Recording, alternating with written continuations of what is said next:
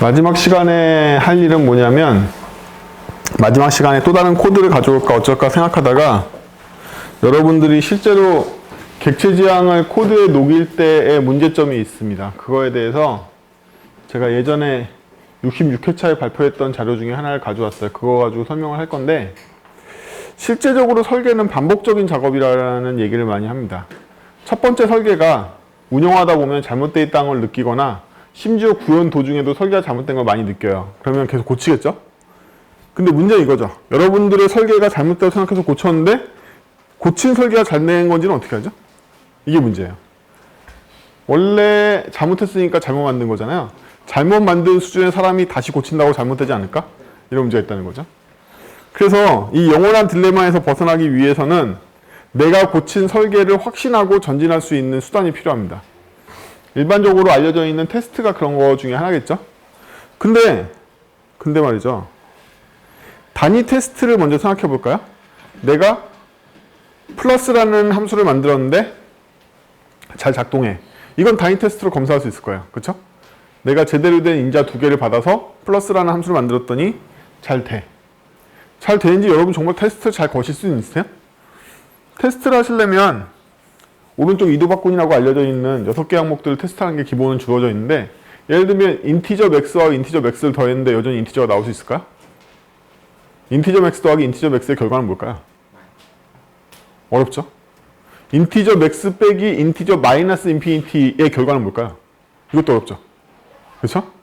경계값이나 널 조건이나 혹은 자바니까 인티저 대신 널로 어떻게 되는 거야? 뭐 이런 문제도 있죠?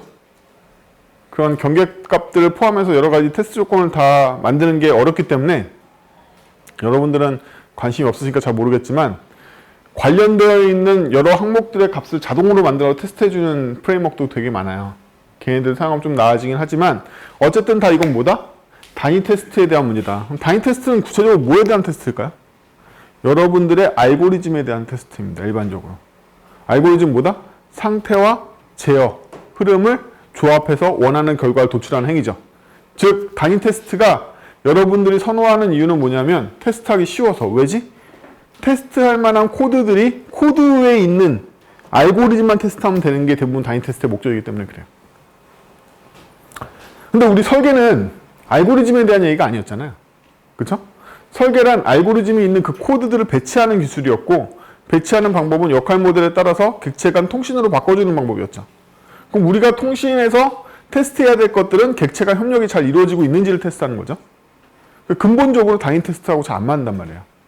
단위 테스트는 뭘 테스트한다? 알고리즘을 테스트해. 그러나 우리의 설계를 테스트하려면 객체망이 서로 잘 통신하고 있는지, 잘 대화하고 있는지를 검사해야지만 이게 바른 역할 분배가 되어 있는지, 설계가 제대로 되는지 알 수 있고, 잘못된 게 뭔지도 알 수 있고. 그렇죠? 그래서 리스코프 치하 원칙 하면서 살짝 그 전에 얘기를 드렸었던 적이 있었는데, 솔리드 원칙 얘기하면서 객체 간 통신을 단위 테스트로 검사를 하려면 무조건 목객체가 필요하다고 그랬죠. 왜냐하면 클래스 내부를 검사할 수가 없으니까, 인스턴스 내부를 못 들여다보니까 목객체를 이용해서 이 인스턴스가 얘한테 바른 통신을 했어만 검사할 수 있다고 그랬잖아요. 그렇죠? 그럼 구체적으로 이 상황이 어떻게 해서 설계에 반영되거나 수정하는 데 사용되는 걸까요?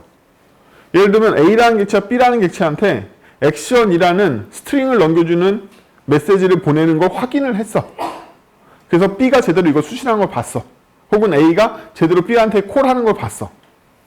하지만 이게 A와 B에 대한 설계가 제대로 됐다고 증명할 수는 없잖아요. 우리가 고치고 싶은 설계인데, 이건 A가 B한테 요청을 하면 되는 게 아니었어. C를 브릿지에서 불러야 되는 거였어. 혹은 이건 B가 A한테 거꾸로 받아가는 거지 A가 B를 부를 게 아니야. 이런 것도 어떻게 하냐는 거야, 도대체. 그뿐만이 아니죠. A, B, C 같은 제가 만든 것도 있지만 서드파티 객체도 넘쳐난단 말이에요. 데이터베이스에 오가는데 잘못된 건 어떻게 된 통신이야? 우리가 만약에 정말로 JDBC 드라이버 레이어를 구조한다고 된다면 JDBC 드라이버 레이어에서 제대로 작동하는지 또 어떻게 검사해야 돼? 그렇죠? 그래서 이런 것들을 해결하기 위해서는 여러분들이 단위 테스트보다 약간 더 넓은 범위의 테스트를 해야 될 필요가 있습니다. 그래서 그 테스트로부터 피드백을 받아서 설계에 반영해 주는 수밖에 없겠죠. 그래서 테스트는 단위 테스트를 기반으로 대부분 머릿속에 테스트 주도 개발이라는 개념을 잡는단 말이에요. 그렇죠? 왜냐하면 켄트백이 테스트 주도 개발이라는 책을 단위 테스트로 썼기 때문이지. 그래서 그걸 교과서처럼 여기고 시초로 여기고 있는 모든 입문자들이 다 테스트 주도 개발은 단위 테스트로부터 작은 보폭으로 큰 보폭으로 넓혀가면서 어쩌고저쩌고 막 이렇게 다들 잘못 생각하고 있단 말이에요. 안 중요해. 사실상. 왜? 잘못된 코드는 테스트를 아무리 걸어봤자 잘못됐기 때문이야. 어? 좋은 코드는 어차피 설계상으로 역할이 분리되어 있기 때문에 격리시킬 수 있으면 다 좋은 코드가 되고, 그러면 격리되어 있는 코드 내에서 에러를 잡는 건 아무것도 아니란 말이지. 그렇기 때문에 우리는 단위 테스트, 즉 알고리즘을 테스트하는 범위에서 약간 더 넓어진 테스트의 단계들을 알고 있어야 돼요. 그래서 단위 테스트보다 약간 더 넓혀서 여러 객체들 간의 통신망을 검사하는 이 테스트를 우리는 통합 테스트라고 합니다. 통합 테스트에서는 제 인메모리 영역 안에 있는 객체끼리의 통신도 하지만 원격지에 있는 애들이나 이기종에 있는 것들하고도 얘기를 해야겠죠. DB에서 잘 가져오나, 클라이언트 서버는 제대로 통신을 했나, 뭐 이런 것까지. 그래서 통합 테스트 범위로 넓어지면 보다 많은 객체나 많은 단위들의 통신을 검사할 수 있는 테스트로 바뀌게 돼요. 근데요, 이렇게 한다 하더라도 여전히 테스트의 범위는 좁습니다. 예를 들어서 여러분들이 스프링 서버를 만들어서 레스트 서버를 만들었다고 생각해보죠. 그럼 여러분들이 레스트 스프링 서버를 만들었으니까 포스트맨 같은 거 이용해서 리퀘스트 날리면 리스폰스 날아갈 거 아니에요. 그쵸? 여기에 우리는 통합 테스트를 걸 수가 있겠죠. 포스트맨 대신에 저희가 직접 포스트를 날리는 클라이언트를 만들어주고, 클라이언트에서 주고받고 하면서 내용들을 어설트 걸면 통합 테스트가 일어나잖아요, 실제로. 그쵸? 근데 이것만으로는 뭐가 안 된다? 고객한테 납품이 안 돼요. 고객은 이 정도의 돈 낼 마음이 없는 거야. 고객은 왜 이 정도의 돈 낼 마음이 없죠? 진짜 앱에서 작동한 걸 봐야 되거든. 진짜 웹사이트에서 이렇게 작동한 걸 봐야 돼. 그쵸? 이러려면 여러분들 레스트 스프링 서버가 아무리 좋아도 실제 웹 클라이언트나 앱하고 제대로 작동을 해야지만 인수가 되겠죠. 그래서 인수 테스트 항목은 통합 테스트를 넘어서 어떻게 구성되어 있냐면 고객이 그걸 실현할 수 있는 항목으로 다 바꿔내야 돼요. 그 전에 레스트 항목에서는 API 37번에 리퀘스트 AB를 날리면 리스판스로 JSON KBC가 올 거야. 이렇게 만들면 됐잖아요. 이러면 통합 테스트가 통과한단 말이야. 하지만 이 정도는 고객이 돈 낼 거라고 생각하면 큰 착각이죠. 고객이 버튼을 열라 눌렀더니 예쁘게 화면이 나왔어. 뭐 이렇게 다 바꿔줘야 된단 말이에요. 그렇죠? 그래서 고객은 이게 클라우드 문제인지 서버 문제인지 기간망인지 DB 문제인지 관심이 없다. 엔드 프로덕에서 제대로 작동하는지를 보고 싶단 말이에요. 그래서 우리는 인수 테스트를 다른 말로 엔드 투 엔드 테스트라고 하죠. 고객이 만지는 말단에서부터 제일 끝까지 다 문제없이 돌아가야지만 고객이 돈 내고 인수한단 말이에요. 그래서 하나의 제품 주기에서 테스트의 최종 단계는 인수 테스트이고요. 인수 테스트하고 약간 다른 개념으로는 단위 크기로 보면은 여러분들이 제일 쓰는 단위 테스트, 되게 조그만 함수 레벨, 그 다음에 통합 테스트를 넘어서 통합 테스트에서 인수 테스트는 약간 다른 방향이잖아요. 고객이 인수할 수 있는 방향을 얘기하고 있으니까 통합 테스트보다 더 큰 범위의 여러 가지들을 아우르는 테스트를 시스템 테스트라고 해요. 그래서 여기에는 여러 가지 시스템들이 관여해서 한꺼번에 문제를 처리하는 테스트를 포함하고 있죠. 왜 이런 테스트를 하냐고? 내가 코드 잘 만들었는데?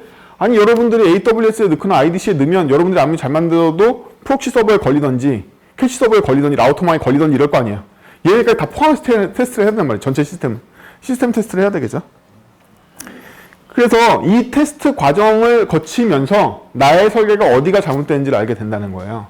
아, 이렇게 하면 통합 테스트 시한테 얘한테 메시지를 보낼 수 없게 되는구나. 혹은 얘는 네트워크 넘어 있기 때문에 인메모리처럼 그냥 얘한테 액션을 콜할 수가 없게 되는구나. 혹은 이 비용이 엄청나게 비싸지는구나. 이런 것들 알고 전체적으로 설계를 변경하게 되겠죠.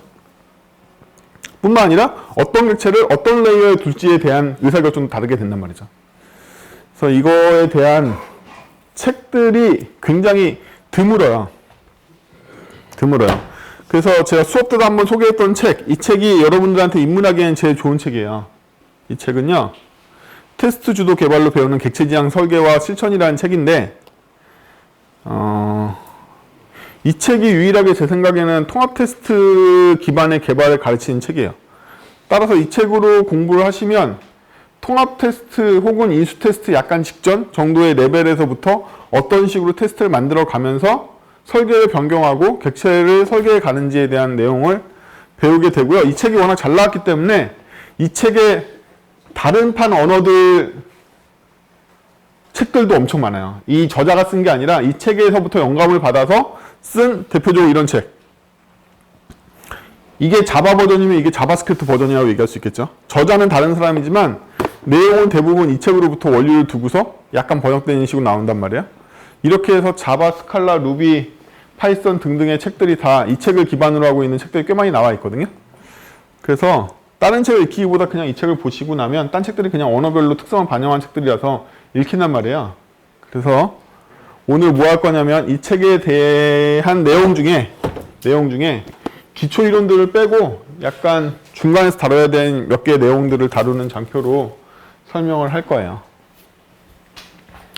66회차 때 제가 발표했던 적이 있는 자료인데 66회차면 언제지? 2004년? 5년? 이때쯤일 거예요. 어차피 고전은 영원하니까.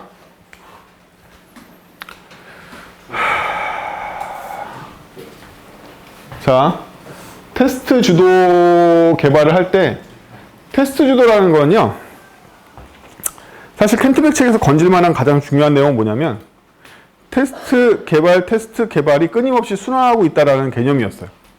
그 전까지 사람들은 어떻게 생각했냐면 엄청나게 시간을 많이 들여서 설계를 하고 설계대로 열심히 구현한 다음에 테스트를 해서 오류를 수정하면 납품이 된다고 생각하는 일명 포코스 방식을 알고 있었단 말이에요. 즉, 한 번에 프로세스 공정이 진행될 거라고 생각을 했단 말이지. 그러나 켄트백 TDD에서 켄트백이 얘기한 내용은 뭐냐면 엑스트림 철학과 똑같은데 네가 한 번에 설계를 잘할 리가 없지. 니네들이 한 번에 설계를 잘할 리가 없어. 니네들이 설계를 잘할 리가 없으니까 설계하고 만들어 본 다음에 테스트 돌려보면 이런저런 생각이 날 거야. 또 다시 만들고 또 테스트 걸고 또 다시 만들고 또 테스트 걸어. 이거인 거죠. 그렇죠? 그래서 이 순환 주기가 있다는 게 핵심인 거예요. 이 책, 이 그림. 이 그림이 의미한 게 뭐냐면 너는 영원히 순회하고 있는 고통 속에 시달릴 거야. 뭐 이런 뜻인 거잖아요. 이게 바로 개발의 본질이라는 거야. 여러분들 이거 몇 바퀴에 도냐에 따라서 여러분들 코드 설계가 어떻게 달라지냐는 거죠. 그렇죠? 그거를 켄트백이 명확하게 얘기해 줬다는 거야. 테스트 주도 개발에서. 니네들이 무슨 천재야? 나도 못하는데? 나도 이렇게 여러 번 만에 개발해. 이런 얘기를 하는 거죠. 그래서 테스트 주도 개발은 무조건 주기가 있습니다. 이 주기가 몇 바퀴나 도냐가 문제인 거죠. 근데 켄트백이 책에 써놓은 그런 예쁜 교과서적인 코드 말고요. 현실 세계에서는요. 엉망진창이죠. 데이터베이스가 관여하고 AWS가 관여하고 언어 버전들이 관여하고 IDE가 관여하고 그레이들이 관여하고 그지 같잖아요. 그렇죠? 엉망진창이란 말이에요. 그러면 어떤 문제가 생기느냐? 제가 기본적인 앱의 골격을 만들면 도구를 마련했고 도구를 바탕으로 테스트 및 기능을 구현한단 말이죠. 이때 말하는 도구는 뭐냐면 서버 환경도 될 수 있고 IDE도 될 수 있고 언어도 될 수 있고 컴파일러도 될 수 있고 여러 가지가 있단 말이에요. 얘네들 바탕을 제가 만들어야 되죠. 얘네들 바탕을 만들어서 이걸 만드는데 이런 문제가 생긴다는 거야. 그레이드 5.4에서 그 버전에서 문제가 일어나서 내가 5.3으로 낮춰야 되는 건지 아니면 내가 코드를 잘못 짠 건지를 알 수가 없다는 거죠. 처음에. 그렇죠?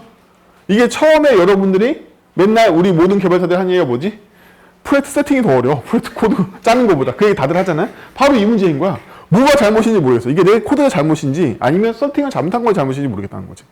아니 멀쩡하던 게 애저에 올리면 안 돼. 그렇죠? 저는 애저가 항상 AWS한테 지고 있는 이유가 그거라고 생각해요.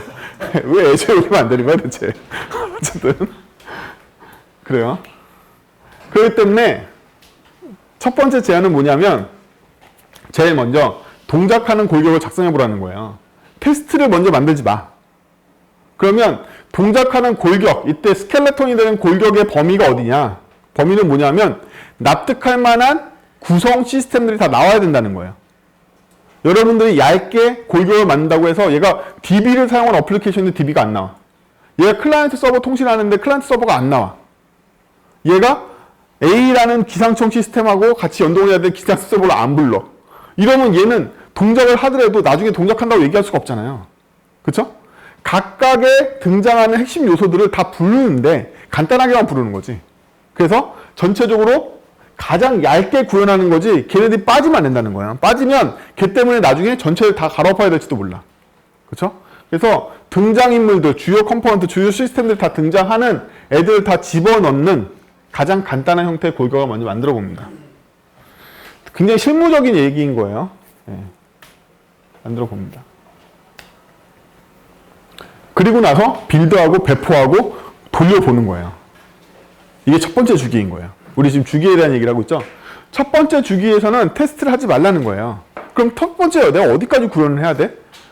그러면 나는 전체 할 일이 100개인데 그 중에 이 부분을 구현하는 건가? 아니라는 거야. 그렇게 구현하면 안 된다는 거지. 내가 티켓을 끊어서 구현하면 안 돼, 처음에는. 아, 나는 왜 이런 경험이 없지? 여러분들이 팀장이 아니거나 부트스트랩, 즉 이 프로젝트를 세팅하는 사람이 아니라서 그래요. 여러분들 있는 거에 참여하는 사람들이거나 유지보수하거나 끝에 있는 컨트롤러 말단이나 이런 것만 쓰는 것만 개발하신 분들은 이해가 없겠지만 셋 프로젝트를 처음에 세팅하는 팀장급 사람들이나 주 개발자들은 이 경험들이 다 있단 말이죠. 처음에 뭘 해야 된다? 처음엔 테스트 같은 걸 만들거나 일부분을 구현하면 안 되고 반드시 등장인물이 다 등장하는 골격을 만들어서 배포까지 다 해봐야 돼. 배포까지 다 해야 돼. 저희는 납품하는 개발사잖아요. 저희는 심지어 어느 정도냐면 고객사의 서버를 받아서 고객사 서버에다가 돌려보고 고객사 서버에서 도는 게 확인됐을 때만 저희가 개발을 시작해요. 안 그러면 개발 안 한단 말이에요. 아예. 어차피 우리 서버에서 돌아봤자 걔네 거에 돌린다는 보장이 없으니까. 그럼 제가 고객하고 계약할 때 심지어 이 서버에서 작동하면 더 이상 디플로이 문제를 우리한테 문제 삼지 않을 서버를 우리한테 주면 우리가 개발해줄게. 이렇게 얘기해버린단 말이지. 아예. 그래서 고객사 서버에서 저희가 도는 걸 보고 그 다음번에 개발 진행한단 말이에요. 그 정도로 되게 중요한 거죠. 그래서 반드시 여기까지 다 해봐야 되고 여러분들이 실제로 테스트 환경이 됐든 아니면 라이브 환경이 됐든 배포까지 다 해보시면요. 이 와중에 젠킨스가 개입하든 뭘 개입하든 어떻게 테스트를 할 수 있을지 테스트는 실제로 가능한지를 파악할 수 있게 됩니다. 테스트가 정말로 가능한 환경에 계신가요? 예를 들면 결제를 붙였는데 결제 테스트를 할 수 있는 환경이야? 그 DB는 정말 덮어 써도 돼? 그 API는 외부망에서 불러와지긴 하는 거야? 뭐 이런 거 다 확인해야 된다는 거야. 반드시. 그래서 이게 동작하는 골격과 실제 배포 테스트 방법까지 다 파악한 상태를 먼저 거쳐서 이 역설을 해결해야 돼요. 여기까지 다 하고 났으면 얘가 일단 첫 번째 R이 된 거죠. 그 다음부터는 닭이 나올 수 있게 되는 거예요. 그렇죠? 그러면 이 상태에서 첫 번째 닭을 만듭니다. 최초의 인수 테스트를 작성해 보는 거죠. 그러면 내가 만든 건 원래 프로덕하고 똑같이 생기지도 않고 프로덕의 일부도 아니야. 하지만 프로덕에 등장하는 모든 등장인물들이 다 있는 상태인 거죠. 그러면 이 프로덕을 기준으로 인수 테스트를 작성해 보는 거예요. 왜냐하면 얘가 앞으로 만들어질 모든 인수 테스트의 기본이 될 거기 때문에. 그러면 얘는 인수 테스트니까 왜 작성할 수 있죠? 통합 테스트가 아니라 인수 테스트를 왜 작성할 수 있지? 그건 말이죠. 여기 등장한 애들이 다 나왔기 때문이에요. 여기 등장한 애들이 다 나왔기 때문에 고객의 엔드-투-엔드 테스트를 여기서 작성해 볼 수 있다는 거죠. 그렇죠? 내가 브라우저에서 뭘 클릭했더니 데이터베이스에 있는 거 부르고 기산청 데이터를 불러와서 내 화면에 뭐가 떴어를 볼 수 있다는 거야. 이 시점이면. 그렇죠? 그래서 이 첫 번째 사이클을 완성한 다음에 강화시켜 가야지만 여러분들이 점진적인 설계의 변화와 테스트 주도 개발에 의한 혜택을 받을 수가 있어요. 라고 제가 얘기하는 게 아니라 저 책에 얘기하고 있는 거예요. 네. 그래서 처음 단계에서는 테스트가 잘 되냐, 명확한 테스트냐, 아니면 기능 구현이 최소한으로 잘 되어 있냐 이런 거 보는 게 아니라 골격 구조를 잘 만들어서 전체 등장인물이 다 나오고 배포 테스트가 잘 되는 애를 성공시켰느냐부터 본다. 이게 나의 현실과 되게 멀리 떨어진 얘기인 것 같아 라고 생각하시면 어떤 느낌이냐면 본인이 쪼렙이라서 이런 것들이 다 돼 있는 환경에 넌 요거만 만들어에 속해 계신 거고요. 아 저런 거구나 라고 느낌이 오시면 그거보다 위치가 높아서 내가 이 프로젝트에 부트스트랩을 깔고 있는 사람이라고 봐야겠죠. 그렇죠? 근데 언제까지나 남이 이거 다 해준 거에다가 자기 기능 모듈만 티켓 끊어가지고 만드는 사람이 될 수는 없잖아요. 그렇죠? 그래서 회사에서는 티켓 끊어서 조그만 기능을 쳐내는 사람이라 할지라도 본인이 자꾸 이 연습을 해보셔야 되는 수밖에 없어요. 제가 가장 설계 연습하기 좋은 걸 뭐라고 생각하냐면 회사에서 하시는 일 그대로를 만들어 보시면 돼요. 내가 회사에서 뭘 하지? 뭘 하긴 조그만 거 이슈 하나 치고 있겠지. 그거 말고 그 이슈를 치는 그 솔루션 전체 미니 버전을 만들어 보면 돼요. 왜냐하면 가장 그게 이해도가 높아. 본인이 알고 있는 실무적인 복잡성을 갖고 있는 어플리케이션의 서비스 중에 가장 이해도가 높은 게 회사에서 하는 일이에요. 예를 들면 내가 뭐 숙박업소 다녀. 숙박앱 만들어. 야놀자처럼. 내가 쇼핑업계 다녀. 쿠팡 만들어봐. 미니 버전으로. 미니 버전으로. 왜냐하면 그쪽 도메인이 제일 빠삭하기 때문에 거기만 엔드투엔드를 다 만들어 볼 수가 있단 말이에요.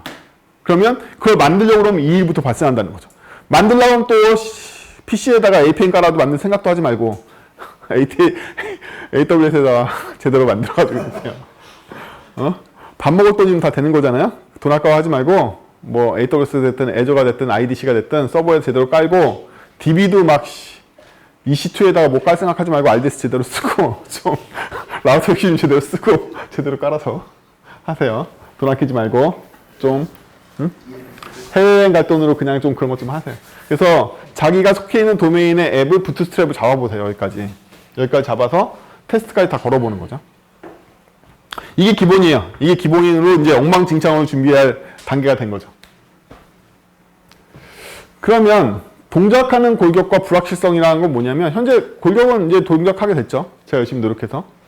근데 불확실성이라는 건 이 골격에서 기능 구현을 뭘 해야 될지 어떤 게 바른 기능인지 아직 불확실하단 말이에요. 그래서 우리는 먼저 뭘 만들지를 이제부터 정의해 가는 거야. 약간 순서가 바뀐 것 같죠? 도메인 주도 개발에서는 도메인을 파악한 다음에 시스템도 설계해 가잖아요. 그건 도메인 주도 개발이지. 우리는 개발자니까 개발 주도 개발을 해야 될 거 아니야. 개발자 주도 개발은 일단 돌아야 돼. 안 돌면 다 욕먹는 거죠. 그렇죠? 일단 돌아야 돼. 일단 폰에 켰는데 아무것도 안 눌러주고 아무것도 안 보이는데 무슨 개발을 했냐는 거야. 그렇죠? 그래서 우리는 먼저 돌게 만든다. 돌게 만들 때 핵심적인 아까 전장표에서 제일 중요한 건 뭐다? 등장인물, 주요 등장인물 다 나와야 된다. DB 안 나오고 네트워크 안 나오고 클라이언트 안 나오고 이러면 소용없고 등장인물 다 나와야 돼. API 서버. OS를 거쳐가지고 가져와야 되고 OS도 다 들어가 있어야 되고 다 들어가 있어야 된다. 그럼 이제서야 우리는 요구사항을 좀 바르게 볼 마음의 준비가 된 거예요. 이제 좀 여유로워졌어. 일단 돌아가니까 붙이면 될 것 같으니까 여유로워졌다는 거예요. 이게 굉장히 중요한 이유는 뭐냐면 사상 누각인 설계를 하시기 때문에 그래요. 수많은 설계자들, 특히 코드 안 짜는 설계자들하고 제가 일을 해보면 다 헛소리야. 어떻게 된 게. 입만 내뱉으면 다 헛소리야. 이 새끼들. 돌아가지도 않는 거. 왜 안 돌아가겠어요? 돌아가는 기반으로 설계를 하지 않았기 때문이지. 돌아가는 기반을 만들고 그 위에 요구사항들을 끼워놓으려고 그러면 시스템 제약상이 뭔지 알고 끼워놓게 된단 말이에요. 근데 공상 속에 멋있는 아키텍처를 짜고 있으면 현실 세계에서 그걸 돌아가는 시스템이라는 건 존재하지 않게 되는 거죠. 그렇죠? 그래서 이 밸런스를 잡는 거에 문제인 건데 실제로는 먼저 돌아가는 인프라 기반 내에서의 코드가 어떤 형태인지를 다 파악해야지만 도메인에 있는 설계들을 올릴 준비가 된 거예요. 이걸 보고 그냥 만들게 되면 어떻게 된다? 다 만들었지만 어떠한 서버에서도 돌지 않는 코드가 되는 거예요. 그렇죠? 그래서 첫 단계가 굉장히 중요합니다. 상상 속의 서버에다 상상 속의 언어로 상상 속의 프레임을 쓰고 싶지 않다라면 그렇지 않다라면 나는 기본적으로 AWS에서 돌고 있는 스프링 5.3 기반의 뭐뭐뭐를 만들 거야. 그럼 다 돌려봐야 된다는 거야. 그 안에서 뭘 만들어야지 돌아갈 거 아니야. 그리고 그 제약 조건 내에 설계를 해야 될 거 아니야. 그렇죠? 이제서야 우리는 이런 걸 바라볼 생각이 드는 거죠. 시스템의 목적을 이해하고 기능적 요구사항, 비기능적 요구사항. 기능적 요구사항은 돼야 되는 거죠. 그대로. 비기능적 요구사항들도 많이 있죠. 생략하고. 우리는 아키텍처를 삼을 때 결국에 아키텍처라는 건 코드의 배치지만 시스템 목적에 맞게 만들어줘야 되는 거죠. 시스템이 극한으로 성능을 원해. 레이턴시가 제로가 돼야 돼. 뭐 예를 들면 요즘 구글이나 사방에서 다 발표하고 있는 스트리밍 게임 플랫폼. 아니 게임이 스트리밍인데 레이턴시가 높으면 어쩌자는 거야. 그렇죠? 턴제 게임밖에 안 되겠죠 그러면? 얘가 슈팅 게임도 안 되고 격투 게임도 안 되고 액션 RPG도 안 되고 아무것도 안 될 거 아니야. 레이턴시가 느리면. 이 경우에는 아키텍처가 뭘 다 향해서 있어야 된다? 무조건 다 레이턴시로 있어야 되는 거죠. 그러면 시스템 요구사항이 굉장한 레이턴시. 아마 여러분들이 FPS 할 때 마우스가 움직이는 조작감이 어느 정도 나와야 되냐면 초당 300에서 500 정도의 FPS가 나와야지 여러분들이 조작한다는 느낌이 받아져요. 근데 빛보다 빠른 입자가 없잖아요. 빛의 속도로 계산해보면 아르헨티나에 있는 이상 우리는 항상 레이턴시가 광선으로 지구 맨홀을 뚫고 가도 15ms밖에 안 된단 말이야. 1초에 10번도 못 보낸단 말이죠. 격투 게임이 안 되는 거죠. 그쵸? 그러면 레이턴시가 느린 환경에서는 어떻게 아키텍처를 짜야 될까요? 여러분들 대부분의 우리나라에서 서비스되고 있는 MMORPG에 여러 명들이 다 등장하는데 얘네들 레이턴시 어떻게 처리할 것 같아요? 정말 걔네들이 움직이고 있으면 초당 수백만 명의 이 정보를 다 받아가지고 뿌리고 있을 것 같아요? 미친, 그런 게 없어. 그렇죠? 레이턴시 때문에 어떻게 아키텍처를 바꿔버린 거죠. 너는 어차피 얘가 진짜 움직였는지 내 데이터가 가짜인지 넌 모르잖아. 따라서 이 데이터와 나중에 올 데이터 사이를 보관해서 애니메이션을 만들어주면 될 거야 라고 본단 말이에요. 그러면 실제로 내 클라이언트가 받은 건 1초일 때 정보랑 5초일 때 정보밖에 안 받았어. 근데 화면에는 1초에서 5초 사이의 정보를 어떻게 보관하죠? 옛날 정보를 바탕으로 얘가 이렇게 움직이고 있었으니까 이렇게 움직이겠지? 라고 그냥 애니메이션 시키고 있는 거예요. 그러면 실제로 얘는 여기서 꺾어서 이렇게 개걸음을 하고 있었는데 간다는 가정하에 제 총에 맞은 거잖아요. 총에 맞았는데 얘는 안 맞았을 거 아니야? 나중에 5초 후의 데이터랑 어떻게 싱크할 건데? 뭐 다 이런 문제죠. 이런 문제지 않아요? 다들? 아키텍처가 변한다는 거야. 시스템 요구사항이 뭐냐에 따라서. 걔네들은 오히려 어떤 게 더 중요하다? 실제와는 달리 보관한 것과 실제 나중에 데이터가 안 맞을 때 불일치를 어떻게 처리할 건가에 대한 알고리즘이 세우는 게 낫겠죠. 왜? 레이턴시가 더 중요하니까. 조작감이 더 중요하니까. 어? 제가 지금 게임을 예를 든 건 여러분들 이해하기 쉬운 거고 실제로 퍼포먼스가 중요한 플랫폼들은 굉장히 미션 크리티컬한 시스템이라 부르는 건데 대부분 뭐죠? 항공관제 시스템. 여러분 느리면 충돌하죠. 그렇죠? 뭐 원자로 관리 시스템 폭발한단 말이야. 얘 다 리얼타임이야. 늦어지면 안 된단 말이야. 레이턴시가 무조건 중요하단 말이야. 이런 애들은. 그렇죠? 그래서 대부분 이런 레이턴시가 중요한 성능이 중요한 서비스가 있는가 하면 정확성이 되게 중요해. 몇 테라바이트를 다 뒤져가지고 인사이트를 주는 어떤 경영지원 시스템 DSS가 있다고 생각을 해봐요. 이거 잘못 주면 경영자가 1000억대의 의사결정을 잘못하게 돼. 뭐 이런 것들은 늦지만 오히려 굉장히 중요한 데이터가 정확하게 나와야 될 거 아니에요. 그렇죠? 매출 보고서가 흑자로 나와야 되는데 적자로 나왔어. 이러면 큰일 나는 거잖아요. 또 뭐 인사관리 시스템 여러분들 뭐 급여가 안 나왔어. 이러면 끝장나는 거잖아요. 그렇죠? 그럼 우리도 퇴사할 거냐? 이런 문제인 거라.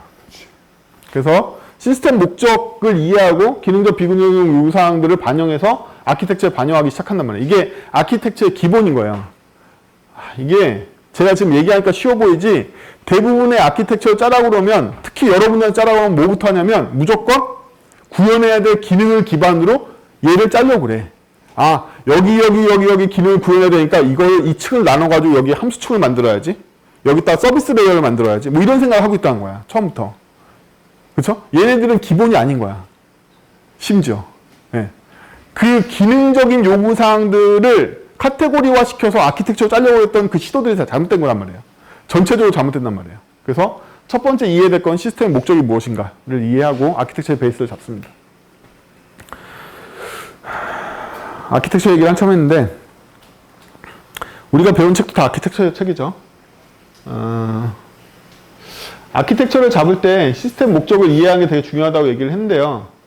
거꾸로 얘기하면 시스템 목적에 따른 아키텍처도 패턴들이 있겠죠. 그렇죠? 이러한 시스템에는 이러한 아키텍처가 좋아.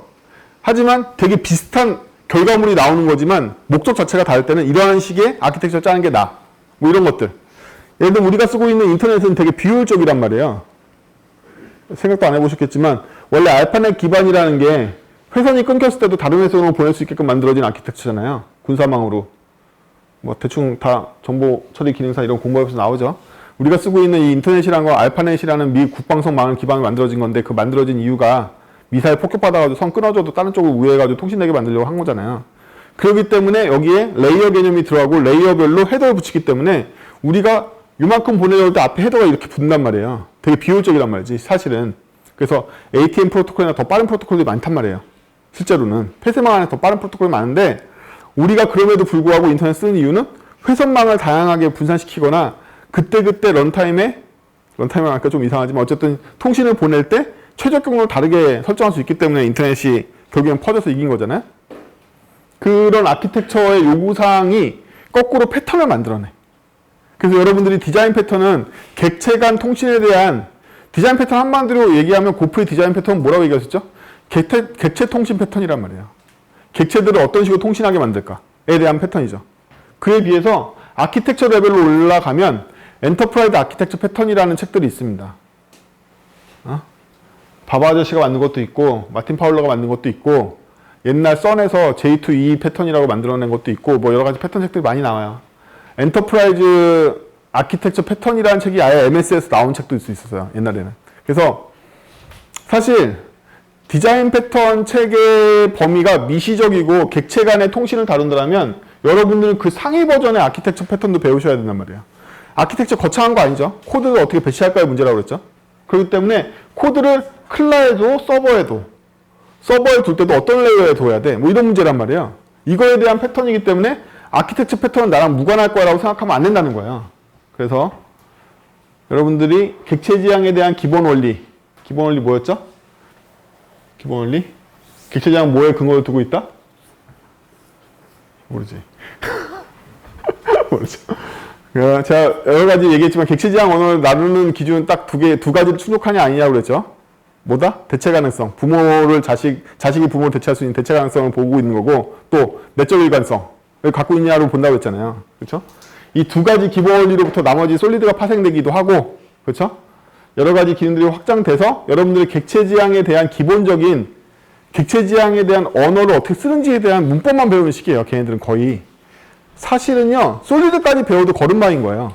아니, 객체 지향 원래 솔리드 써야 돼. 원래 원리상. 대체 가능성을 내뿜고 있기 때문에 원래 다운캐스팅 하면 안 되는 거야. 심한 언어는요, 언어 차원에서 다운캐스팅 막는 언어도 있어요. 응? 여러분들 다운캐스팅 되는 언어를 쓰는 게 다행인 줄 아세요? 안 되는 언어도 많아. 안 되는 언어에서 무조건 다 업캐스팅밖에 안 되기 때문에 설계를 잘해야 돼요. 근데 그 레벨도 그냥 여러분들 클래스 언제 써야 되고 인터페이스 언제 써야 되고 언제 오버라이드 해야 되는지를 안내해주는 수준의 문법 수준이란 말이에요. 고프의 디자인 패턴도 알고 보면 제일 바닥 레이어인 거야. 저랑 같이 두 번에 걸쳐서 코드 짜면 무슨 생각하셨어요? 아, 쟤는 덩어리진 알고리즘을 어떻게 책임별로 분산하는구나. 디자인 패턴이 결국에는 그거 한 코드로 제가 막 3분포로 짜도 되는 거잖아, 사실은. 코드 분산하는데 성공했잖아. 알고리즘을 어떻게 분해해서 배치할까에 대한 문제였단 말이에요. 디자인 패턴 다 써봐 고작 그 정도야. 그냥 객체 지향으로 코드 짜는 법에 대한 걸음마 수준의 문법이란 말이에요. 그것까지 다 포함해서. 여러분들이 진정으로 아키텍처 레벨에 올라가려면 아키텍처 레벨의 패턴들을 배우셔야 돼요. 왜냐하면 여러분들이 아키텍처를 생각해내기엔 너무 비효율적이기 때문이에요. 앞에 선배들이 다 정리했는데 뭐하러 그때마다 우리가 다 이걸 생각을 해. 그쵸? 여러분들 지금 일반적으로 알고 계시는 3티어 패턴이나 클라이언트 서버 패턴이나 이런 거 다 패턴이잖아요. 그쵸? 그런 것도 마찬가지로. 그 외에도 회사에 쓰고 계신 패턴 많을 거 아니에요. 통신할 때 그냥 하지 않고 게이트웨이 거치는 게이트웨이 패턴도 쓰고 계실 테고, 쓰고 있잖아요. 레스트 패턴도 쓰고 있고. 아키텍처 패턴이라는 게 그런 것들이란 말이에요. 레스트 패턴은 뭐죠? 이기종 간 통신을 할 때 레스트 방식으로 통신을 하자라는 걸로 프로토콜 통일해버리면 얘가 어떤 시스템이든 간에 얘랑 통신할 수 있어. 이런 패턴이라고. 또 게이트웨이 패턴은 뭐죠? 내가 직접적으로 원격지를 알고 있으면 문제가 생기니까 게이트웨이 거치게 하면 얘가 나중에 동쪽으로 엔드포인트를 바꿔줄 수 있어. 이런 패턴이잖아요. 그러니까 다 아키텍처에 관련된 패턴이란 말이지. 그 거창한 것들뿐만 있는 게 아니라 여러 가지가 있단 말이죠. 최근에 나오고 있는 그래프 QL도 마찬가지고 다 이 패턴 중에 일부란 말이에요. 어디로 이 쿼리의 조합에 책임을 넘길 건가. 그래서 아키텍처 패턴을 공부하셔야지 드디어 객체 지향 설계에 입문하시게 된단 말이에요. 안타깝게도 디자인 패턴까지 그냥 딱딱 공부해서 당연히 아는 그냥 준비운동 같은 거고 빨리 졸업하세요. 알지?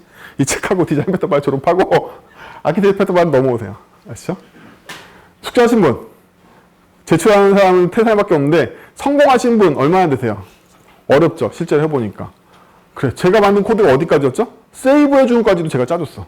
제이슨 문자를 만드는 것도 제가 짜줬는데도 불구하고 파싱한 거야. 심플 제이슨 객체를 가져오든지 안드로이드 하신 분은 그냥 제이슨 오브젝트 가져오면 파싱이 바로 될 거야.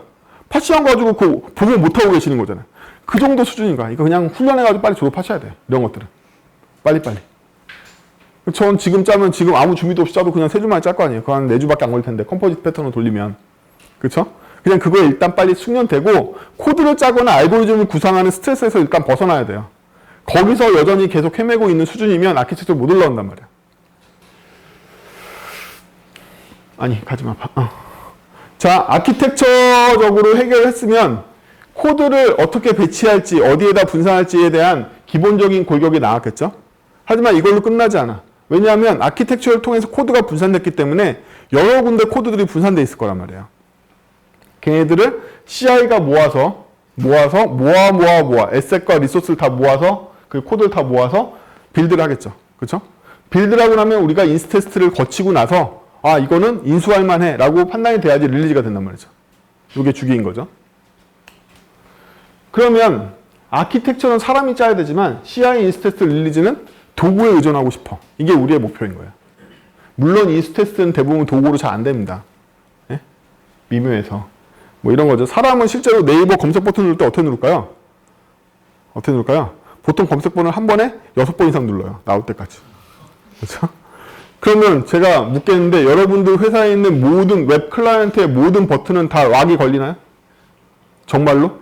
하나도 안 빼놓고 다 베타락이 걸려? 내가 검색 버튼 막 누르고 있어도 괜찮아? 검색에만 락이 걸렸어? 아니면 전체 다 락 걸려? 검색 버튼 막 누르다 이거 눌러도 되는 거야? 정말로 다 걸려있어? 안드로이드 짜시는 분들 정말 버튼 락 다 걸려있어? 안 걸려있죠. 인스 테스트라는 그렇단 말이지. 근데 여러분 제가 농담이 아니라 주변에 개발자, 디자이너, 기획자 말고 일반 고객한테 시켜보세요. 다 그렇게 눌러요. 옆에 어머니 아버님한테 네이버 검색 시켜보면 다 10번씩 누른다. 그렇죠? 그래서 이 사람이 기계가 완전히 다치하기 힘들어요. 사람 하는 짓을. 그래서 인스 테스트는 보통 겸해서 만들고요. 릴리즈나 CI는 당연히 자동화 시키지 않으면 사람이 맨날 해야 되겠죠. 근데 이것도 미묘한 게요. 툴이 있으면 제일 좋아요. 근데 이 툴도 능숙해야지 빨리 깔거나 그 환경에 빨리 적용할 수 있지. 빨리 적용 못하면 최소한 뭘 만들어야 된다? 매뉴얼을 만들고 사람이 언제나 똑같이 따라갈 수 있는 것만 만들어도 일단 기본적인 목표는 달성이 됩니다. 그렇죠? 그리고 이거 막 대단하게 생각하지 마세요. 제일 먼저 여러분들이 윈도우 유저는 뭐부터 할 수 있다? 배치 파일부터, .bat 파일부터 만드세요. 맥 유저면 뭐 쉘 스크립트부터 만들고 애플 스크립트다 아무나 좋아. 그런 것부터 해도 돼요. 가장 간단하게 할 수 있는 것부터. 그렇죠? 제일 더 간단하게 할 수 있는 건 뭐다? 위키에다 써. 내가 어떻게 했는지. 그것부터 써 일단. 뭘 대단하게 젠킨스를 세팅할 생각하지 말고 젠킨스 책 이만한 거 읽으려고 생각하지 말고 일단 위키에다 쓰는 것부터. 그래서 대부분 도구에 의존하려고 그런다. 위키도 도구인 거예요. 자, 그러면 CI는 보통 배포인트한테 CI 피드백을 받게 됩니다. 이런 대규모 조직에 안 속해 계신 분들이 대부분일 거라고 생각을 하는데 이게 대규모 조직이라고 느껴지는 이유는 이게 다 팀이 있을 거라고 생각한 거예요. 다 자기입니다. 자기 분신들. 착하지 마세요. 이게 멋있게 써놓은 거지 개발자 자기야. 이거 배포 협력자야 자기. 도메인 전문가 자기야. 기획자 가끔 도와주면 다행이지. 어쨌든 그렇습니다. 그래서 CI를 해보고서 아 이거 배포가 안 되네. 내가 뭘 잘못했지 이렇게 되는 거죠. 그렇죠? 그럼 이제 잘못하다가 보면 나중에 아 이거 위키로 안 될 것 같아. 어떻게 하지? 배치 파일 짜보고 아 이거 배치 파일 왜 기능이 부족하지? 그럼 이제 별짓 다 한단 말이야. 그러면 이제 젠킨스 같은 거 돌려보고 젠킨스는 내 서버에서 잘 되는데 배포할 때 어떻게 되는 거야? 뭐 이렇게 고민하다가 엔서브 써볼까? 테라폼 써볼까? 뭐 이런 삽질하고 되는 거죠. 데브옵스에 빠지는 길이고요. 지옥이죠. 그 다음에 인스 테스트 하고 나면 개발팀이 인스 테스트에 대한 피드백들을 다 반영해줘야 되는 거죠. 본인입니다, 본인. 왜 클릭했는데 안 되지, 본인. 도메인 전문가, 릴리즈 됐는데 봉급이 안 나왔어. 이거죠. 실제로 봉급이 나왔는데 봉급이 안 나와. 하지만 런타임 에러도 발생하지 않고, 컴파일 에러도 당연히 발생하지 않고, 배포의 문제도 없었어. 다인텍 다 통과했어. 근데 봉급이 안 나와.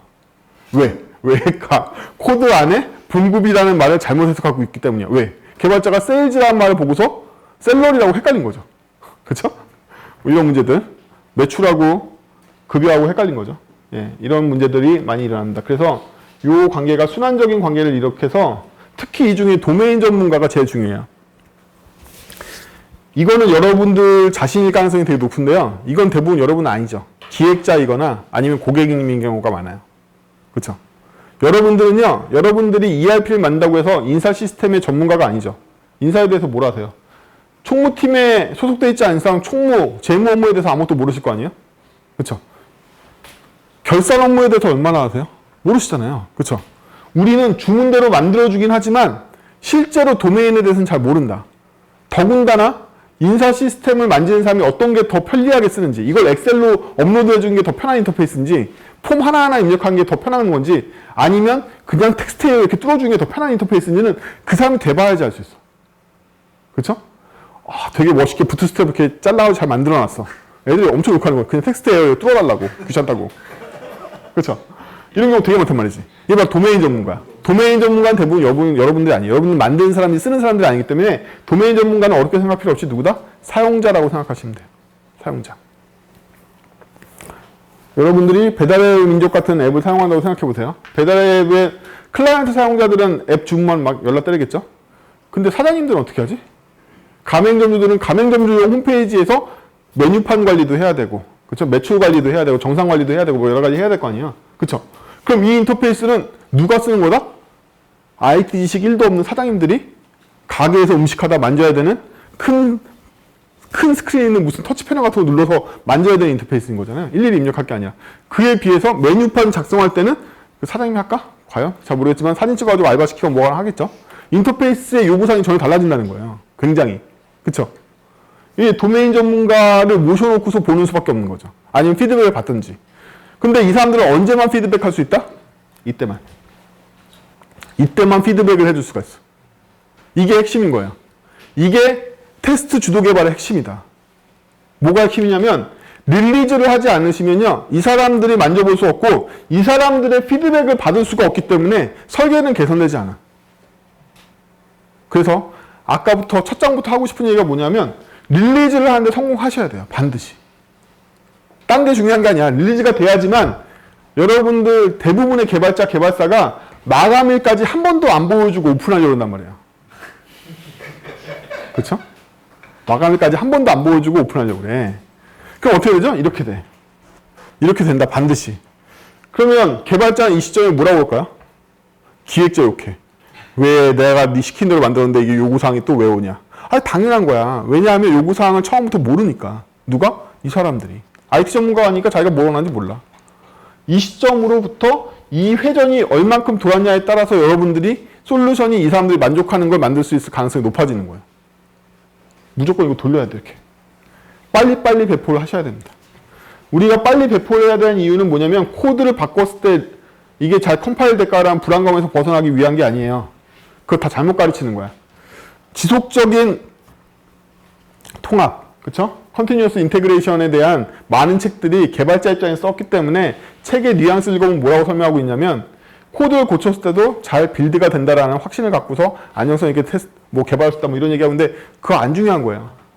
XP를 비롯해서 여러 가지 현대 개발론에서 가르치는 건 다 뭐냐면 일로 보내야지만 린하게 이 사람들이 린 학습한다는 뜻이죠. 학습을 해가지고 계속 피드백을 줘서 고칠 수 있다는 얘기예요. 핵심은 여기 있는 거죠. 이게 핵심이 아니라 이게 핵심입니다. 이것도 핵심이 아니죠. 뭐가 핵심이다? 이걸 이 사람들이 만질 수 있느냐가 핵심인 거예요. 그렇게 생각하면 여러분들 프로젝트의 성패는 어디에 달려있다? 릴리즈한 걸 실사용자가 얼만큼 빨리 자주 많이 만질 수 있냐에 달려있다고 봐도 과언이 아닌 거죠. 개발 방법의 아키텍처도 다 이걸 향해 있어야 돼요. 내가 짠 아키텍처로는 전체 완성이 되기 전까지는 만질 수 없어. 이러면 이미 실패한 아키텍처라고 봐도 돼요. 그럼 무조건 어떤 아키텍처든지 가장 바람직한 아키텍처는 뭐다? 점진적인 개발 중에서도 계속 프로덕트를 만질 수 있게 해주는 거. 그래서 아키텍처의 실무적인 가장 큰 요구사항은 뭐냐면 부분적인 확인이 가능할 것이 아키텍처 요구사항이 꼭 포함돼요. 꼭 포함된다. 어떤 시스템이 정합성이 다 맞았을 때만 작동해. 이러면 다 만들 때까지 피드백을 받을 수 없기 때문에 만들어 놓은 게 대부분 다 갈아엎히게 된단 말이에요. 우리가 자주 쓰고 있는 MVX 패턴의 장점은 뭐죠? 모델, 뷰, 컨트롤러 세트를 만들어주면 그때마다 하나씩 오픈돼서 만질 수 있게 돼요. 한꺼번에 다 오픈할 필요가 없다는 거야. 왜? 격리되어 있기 때문에. 고객 게시판부터 오픈해도 되는 거고 멤버십 서비스만 먼저 오픈해도 되는 거고 메뉴판 관리만 먼저 오픈해도 된단 말이죠. 그렇죠? MVC 같은 패턴들이 추구하고 있는 거 안에도 이게 그대로 포함되어 있는 거죠. 시스템은 정교하게 다 이빨을 맞춰서 만들어져야지 만들어진 게 아니잖아요. 부분별로 오픈할 수가 있잖아요. 우리 라우터를 추가할 때마다 컨트롤 추가할 때마다 더 오픈될 거 아니에요. 그렇죠? 그러면 새로운 기능을 만들 때는 피드백을 봐서 다르게 만들겠죠.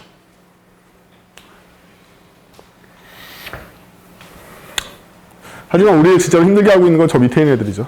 예. 개발 열정 요소, 수많은 이해관계자, 또 수많은 절차와 규정. 여러분들 회사에서는 한번 커밋이 머지되는데 몇 단계가 필요하신가요? 회사마다 다르지만 한번 머지 시키는데 하루 이상 걸리는 회사도 되게 많아요. 커밋 리뷰 OK를 한 4군데 받아야 되고 뭐 이렇게 돼가지고. 그렇죠? 교차 커미터가 있는 경우에도 마찬가지예요. 고차 리뷰어가 있는 경우에도 리뷰어 사람 따라서 타기 때문에 어떤 리뷰어는 깐깐하게 계속 퇴짜를 놓는 리뷰어 걸리면 그날 머지 안 되는 거고 어떤 리뷰어는 잘 통화시키면 잘 머지 되고 이렇게 해서 절차 규정도 되게 까다롭고 무엇보다 빨간색이 좋아 노란색이 좋아 그랬더니 상무님은 빨간색 좋다고 그러고 그렇죠? 부장님은 노란색 좋다고 그러고 뭐 이런 거죠. 그래서 이런 문제들이 다 있는데 이게 여러분들한테는 위험 요소로 보이겠지만 설계자 입장에서는 어디로 보인다? 비기능적 요구사항으로 보인다. 결국엔 반영돼야 돼. 아까 빨간색, 노란색 결론은 뭐죠? 테마 시스템이 들어가는 거네. 그쵸? 그쵸? 테마 시스템이 들어가서 노란색, 빨간색 안으로 바꿔주면 될 거 아니야. 왜냐하면 이해관계자들은 여러분들 아셔야 될 게 이해관계자들은 사라지지 않습니다. 죽지 않아요. 교통사고 나기 전까지 안 죽어. 있단 말이에요. 그러면 그 이해관계자들의 얘기를 다 들어보고 걔네들이 합집합을 만들어줘야 돼. 교집합을 만들 생각 하지 마세요. 아키텍처는 일반적으로 합집합을 수용할 수 있게 만듭니다. 이 모든 것들을 합쳐서 여러분들은 드디어 뭘 알 수 있냐면 적어도 이걸 한 바퀴 돌아봤을 때 가서야 뭘 알 수 있냐면 실제적인 일정을 예측할 수 있어요. 여러분들이 비슷한 프로젝트를 많이 해보고 짬이 많이 차서 이 사이클을 혼자 돌려본 적이 있다면 이 정도 왔을 때부터 첫 번째 사이클 돌기 이 정도 왔을 때부터 일정 예상이 되기 시작해요. 그렇죠? 이게 숙련된 아키텍처예요. 그리고 마지막 시간이니까 뭐 여러 가지 재밌는 얘기 해드리면 개발사 창업하시려면 저게 돼야 돼요. 언제? 고객 미팅하는 사이에 저게 돼야 돼. 그쵸? 고객 미팅할 때 견적 금액을 얘기할 거 아니에요. 그쵸? 고객 미팅하는 도중에 이거 얘기하는 도중에 이게 돼야 돼. 그쵸? 이거 안 되면 개발사 생각하지 마세요. 다 손해보게 되니까. 그쵸? 이거 얘기하는데 어떻게 이걸 알게 되는 거지? 많이 해봐서. 그래서 회사 경험이 오래됐다고 이걸 할 수 있게 되는 게 아니죠. 회사 경험이 오래됐다고 이걸 많이 할 수 있는 게 아니라 누가 할 수 있는 거냐면 아까 말한 대로 뭐 하면 된다? 본인 회사에서 본인이 하고 있는 일의 솔루션 전체를 만들어보는 경험을 여러 번 하면 그 분야는 예측이 될 거라는 거예요. 그쵸? 한 분야를 예측하는 걸 정교화해가면 다른 분야도 예측이 돼요. 왜냐하면 다른 분야도 이 부분 어딘가만 틀린 거고 비슷하니까. 일단 기본적으로 얘는 2주는 먹어 할 때. 근데 이 도메인은 쇼핑 쪽 도메인하고 비슷하니까 이 정도 먹을 거야. 이 부분은 결제 단위니까 비슷하니까 이걸 먹을 거야. 정산 시스템은 잘 모르겠지만 일반 내가 옛날에 만든 정산 시스템이 이 정도니까 이 정도 걸릴 거야. 이렇게 합쳐가지고 얘를 알게 되는 거죠. 그냥 크게 부르면 안 돼? 아니 그냥 크게 부르면 비싼데 누가 고객이 계약을 해줘. 싸게 불러야지 고객. 여러분들은 물건 살 때 어떻게 싸요? 싸고 좋고 유명한 거 사려고 그러잖아요. 그쵸? 일단 여러분 안 유명할 거 아니야. 개발사 차리면. 그쵸? 싸고 좋은 거밖에 안 남았잖아. 그쵸? 그럼 여러분들이 고객이면 싼 거 사요? 좋은 거 사요? 당연히 싼 거 산다. 그쵸? 비싸고 좋은 거 안 산단 말이에요. 대부분 싼 거 사. 그럼 싸게 불러야 되는 손해 안 보려면 일정을 알아야 된다는 얘기죠. 그쵸? 개발은 모든 비용이 다 기간으로만 돼 있기 때문에 기간을 짧게 부르려면 길게 부르면 좋은데 비싸지니까 짧게 부르려면 기간을 알아야 돼. 그쵸? 팀 내에도 이 사람이 PM을 하면 굉장히 괜찮습니다. 그럼 맨날 야근도 안 하고 정시퇴근 하는 거고요. 이 경험이 없는 사람이 여러분들 이 경험 계속 안 하고 여러분들이 짬 먹어가지고 팀장 되면 이제 밑에 애들은 다 죽는 거지. 맨날 야근하고. 그쵸? 그래서 짬과 상관없이 많이 해보셔야 돼요. 이 부트스트랩 과정을 해서 이걸 익히는 게 결국에는 관건이에요. 우리가 모든 코드를 배우는 기본적으로 설계 왜 배운다? 코드 배치 왜 다시 해? 코드를 유지보수하는 비용이 훨씬 크기 때문에 작성하는 비용보다 유지보수 개선하는 비용이 더 크기 때문에 우리는 설계를 한단 말이에요. 그렇죠? 설계는 결국 돈을 아끼려는 행위인 거고 결국에 이거인 거예요. 그렇죠?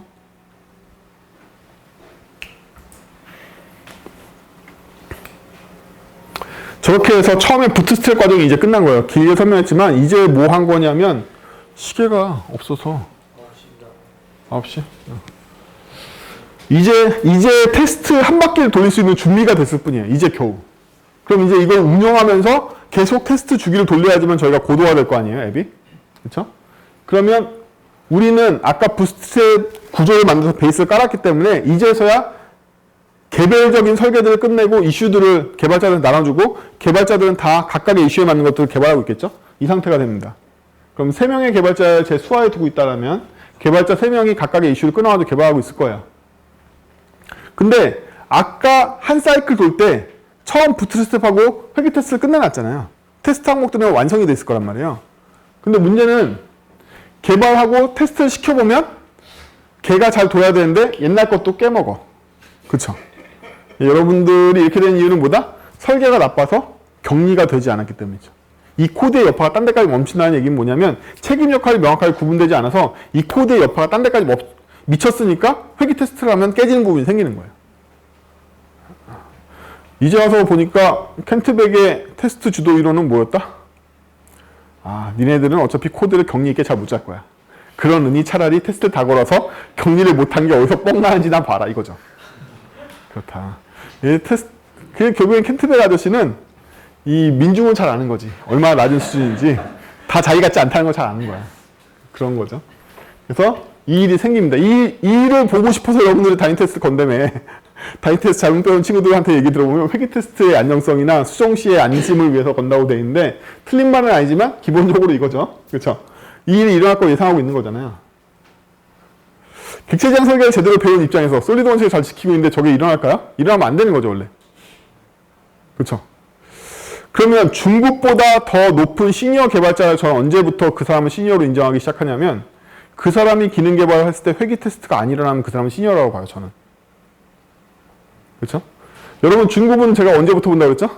컴포지트 패턴이 정복되면 메멘토 보고 나는데 성공하시면 3주 만에 그러면 중국 개발자가 봐드릴 수 있어요. 왜냐면 그 정도면 웬만한 거 던진 만들어 올 거거든요, 이제. 그렇죠? 실무에서 더 복잡하지 않잖아요. 그 정도잖아. 그러니까 그 사람은 시키면 다 만들어 온단 말이야. 저랑 이틀 2번에 걸쳐 짠 코드가 더 복잡한 코드 등장하세요? 실무에서? 잘 등장 안 해요. 그쵸? 나머지는 다 입사 시험에 나오는 알고리즘 시험만 나오는 거지 그 외에 실무에서 제가 던져드린 것보다 더 복잡한 코드 잘 안 나오잖아요. 그쵸? 그거 정도면 아무리나 시킬 수 있을까 중국 개발자가 볼 수 있는데 시니어 개발자가 되는 건 다른 얘기야. 이 사람은 추가 기능을 던져주면 이 사람이 코드를 만지고 난 다음에 회계 테스트가 안 일어나. 왜 안 일어나지? 설계를 제대로 하는 거야. 드디어 ABC 동서남북이 분간이 되는 사람인 거죠. 그쵸? 이 사람이 만들면 사후에 여파가 없어. 왜? 격리돼 있으니까. 이때부터 시니어 개발자라고 얘기할 수 있겠죠. 그죠? 이게 안 일어나면 여러분 시니어 개발자인데 이게 일어나면 아직은 먼 거죠. 내가 하면 뭔가 건드려가지고 다 망가져. 이렇게 되는 거죠. 두려워. 이 결국엔 여러분들의 수준은 어디에 결정돼 있다? 이게 불이 얼만큼 번지냐에 결정돼 있다. 그렇죠? 불이 조금 번지면 팀에서 아니 뭐 나도 그런데 이렇게 생각하지만 이게 불이 많이 번지면 이 새끼 위험하다. 이 새끼 딴 일 시켜. 그럼 어떻게 된다? 그럼 어떻게 된다? 원래는 배달의 민족 고객용 앱을 만들고 있었는데 어디로? 사장님 앱으로 빠지고 더 가서 사내용 CS 앱으로 빠지고 그 다음번에 A센터 앱으로 빠지겠죠. 점점 격리시킨단 말이야. 위험하니까. 걔가 건드리면 막 이렇게 불난단 말이야. 근데 불나도 되는 쪽으로 점점 옮겨주는 거죠. 일을. 본인이 뭐 만들고 있다고? 자, 그럼 뭐 여기까지 얘기했던 테스트의 종류에 따라서 장단점을 살펴보도록 하겠습니다. 이거 되게 중요해요. 단위 테스트는요. 복잡한 로직, 독립적인 기능 이런 거 테스트할 때는 되게 좋죠. 복잡한 로직이란 건 뭐죠? 알고리즘이죠. 알고리즘 테스트할 때 굉장히 좋습니다. 그리고 독립적인 기능을 테스트할 때는 메스사인이 잘 작동하나 이런 거 좋죠. 근데 통합 실패, 단위 테스트 몰입하는 경우가 있어요. 단위 테스트 몰입이 제일 나빠. 단위 테스트 몰입은 뭐냐면 나의 테스트 케이스는 다 통과하고 나의 코드 커버리지는 100%야. 라는 거예요. 이거랑 뭐가 나쁘죠? 여러분들이 짰을 때는 잘 도는데 얘를 넣으면 스택 오버플로우가 일어날 수도 있고 그렇죠? 얘를 딴 모듈에서 가져다 쓰면 얘가 의존하고 있는 환경 때문에 깨질 수도 있고 그렇다는 거예요. 이 코드를 짰는데 이 코드가 뭐에 의존적인 건지 얘가 스택을 얼마나 사용하고 메모리를 얼마나 사용하는 건지에 따라서 얘 혼자서는 잘 작동할 수 있지만 딴 데 끼워넣으면 망가질 수도 있는 거죠. 여러분들이 만약에 이미지 필터라는 객체를 만들어서 이미지 필터가 그레이스케일도 해주고 세피아도 해주고 브라이트니스도 조정해주고 뭐 이런 걸 만들었어. 테스트 다 돌리니까 너무 잘 돼. 너무 이쁘게 잘 돼. 속도가 잘 나와. 근데 얘를 실제로 제 이미지 에디터에다 껴가지고 넣었더니 어떻게 된다? 다 메모리 아웃으로 주고. 얘가 쓰는 메모리가 너무 많은 거야. 그쵸? 얘 혼자 쓸 때는 괜찮은데 얘가 쓰는 환경이 이미 다 이미지 에디터이기 때문에 메모리 많이 쓰고 있어. 얘가 들어오면 죽는 거죠. 이게 바로 통합 실패한단 말이에요. 코드 커버리지 100%에다가 단위 테스트 케이스 200개 통과하는데 얘가 들어오면 다 죽어. 그럼 얘 찾기는 더 어렵다. 왜죠? 통합 테스트가 단위 테스트가 전부 다 통과하고 있다니까? 근데 죽어 얘가 오면. 그럼 얘 찾기가 더 어려워져. 그래서 단위 테스트에 몰입하면 안 돼요. 빨리 통합 테스트를 보내야 돼. 그렇죠? 근데 개발자가 단위 테스트에 몰입하면 단위 테스트가 왜 좋죠? 오늘 뭐 일했는지 보고하기가 좋잖아요. 나 이거 다 했다. 코드 커버리지. 이걸 하면 솔루션 전체가 망하는 경우가 많기 때문에 빨리 통합 테스트를 보내줘야 돼요. 얘들은. 얘 붙잡고 있으면 안 됩니다. 그러면 빨리 통합 테스트를 보내야 되겠죠. 얘를 감싸서 다 같이 사용하는 이 시스템 전체를 통합을 테스트를 해야 될 거 아니에요. 그죠? 진짜 중요한 건 걔가 돈이 안 드나니까. 그러면 얘는 다양한 예외나 연동 문제, 그 다음에 서드 파티 문제들이 빨리빨리 떠올라서 좋아요. 아, 이쪽 기상청 API가 어떨 땐 혹시 여러분들 중에 혹시 재미로라도 실시간 버스 앱 이런 거 만들어 보신 적 있어요? 버스 API 한 번이라도 불러보셨어요? 얼마나 그지 같은지 모르시죠? 서울시내 5개 이상의 버스 API인데 걔네들이 출력도 다 다르고 포맷도 다 다르고 주는 정보의 내용 다 달라. 그러면 걔네들이 제대로 응답하냐면 그렇지도 않아. 뭐 이런 문제들이 있어요. 이런 것들은 해보면은 얼마나 그 전까지는 해보기 전까지는 무슨 생각을 한다? 하나 랩핑을 좀 예쁘게 제일 잘 되는 거 해보고서 잘 되겠지. 그럼 일정 이렇게 잡으면 되겠지 하는데 나중에 봤더니 얘만 6개월이야. 이거 파서만 6개월이야. 뭐 이렇게 된단 말이야. 빨리 해볼 수 있다는 거지. 빨리 통합해봐야 돼. 통합해보지 않으면 10일 동안 문제가 없었는데 갑자기 사당로 갔더니 엉망진창인 버스 API가 오는 거죠. 그렇죠? 데이터가. 심지어 같은 API인데 주는 데이터가 동네마다 틀려요. 해보시면. 여러분들 실시간 버스에 맞는 애들 다 존경해야 돼. 걔네들 보통 애들이 아니야. 파서만 진짜 몇 메가 나올 거야. 자, 이런 문제들이 있는 거죠. 그래서 얘네들 빨리 발견할 수 있다면 통합 테스트가 좋아요. 또 여러분들이 만든 코드 커버리지 100% 걔네들이 뭐다? 스택 오버플로우 일으키고. 왜? 이미 걔가 스택 50개 먹었는데 걔를 쓰는 환경이 스택 50개짜리야. 들어온 순간 바로 죽어버리겠죠. 뭐 이런 것들. 메모리 문제 다 일어나는. 근데 통합 테스트라면 에러 찾기가 굉장히 어려워집니다. 에러 찾기 어려워지는 이유는 조합 폭발이나 광범위한 원인 조사를 해야 되잖아요. 누가 문제를 일으켰는지 모르니까. 그래서 우리는 통합 테스트 이전에 단위 테스트를 많이 끊어주고 통합 테스트를 하고 싶어요. 그래야지 원인을 많이 제거할 수 있으니까. 그럼 대표적으로 통합 테스트를 하기 전에 해야 되는 테스트를 말씀을 드리면 회사마다 정책이 있을 텐데 클라이언트 서버가 있다고 했을 때 누구 먼저 테스트해야 될까요? 당연히 서버부터 테스트하셔야 돼요. 왜?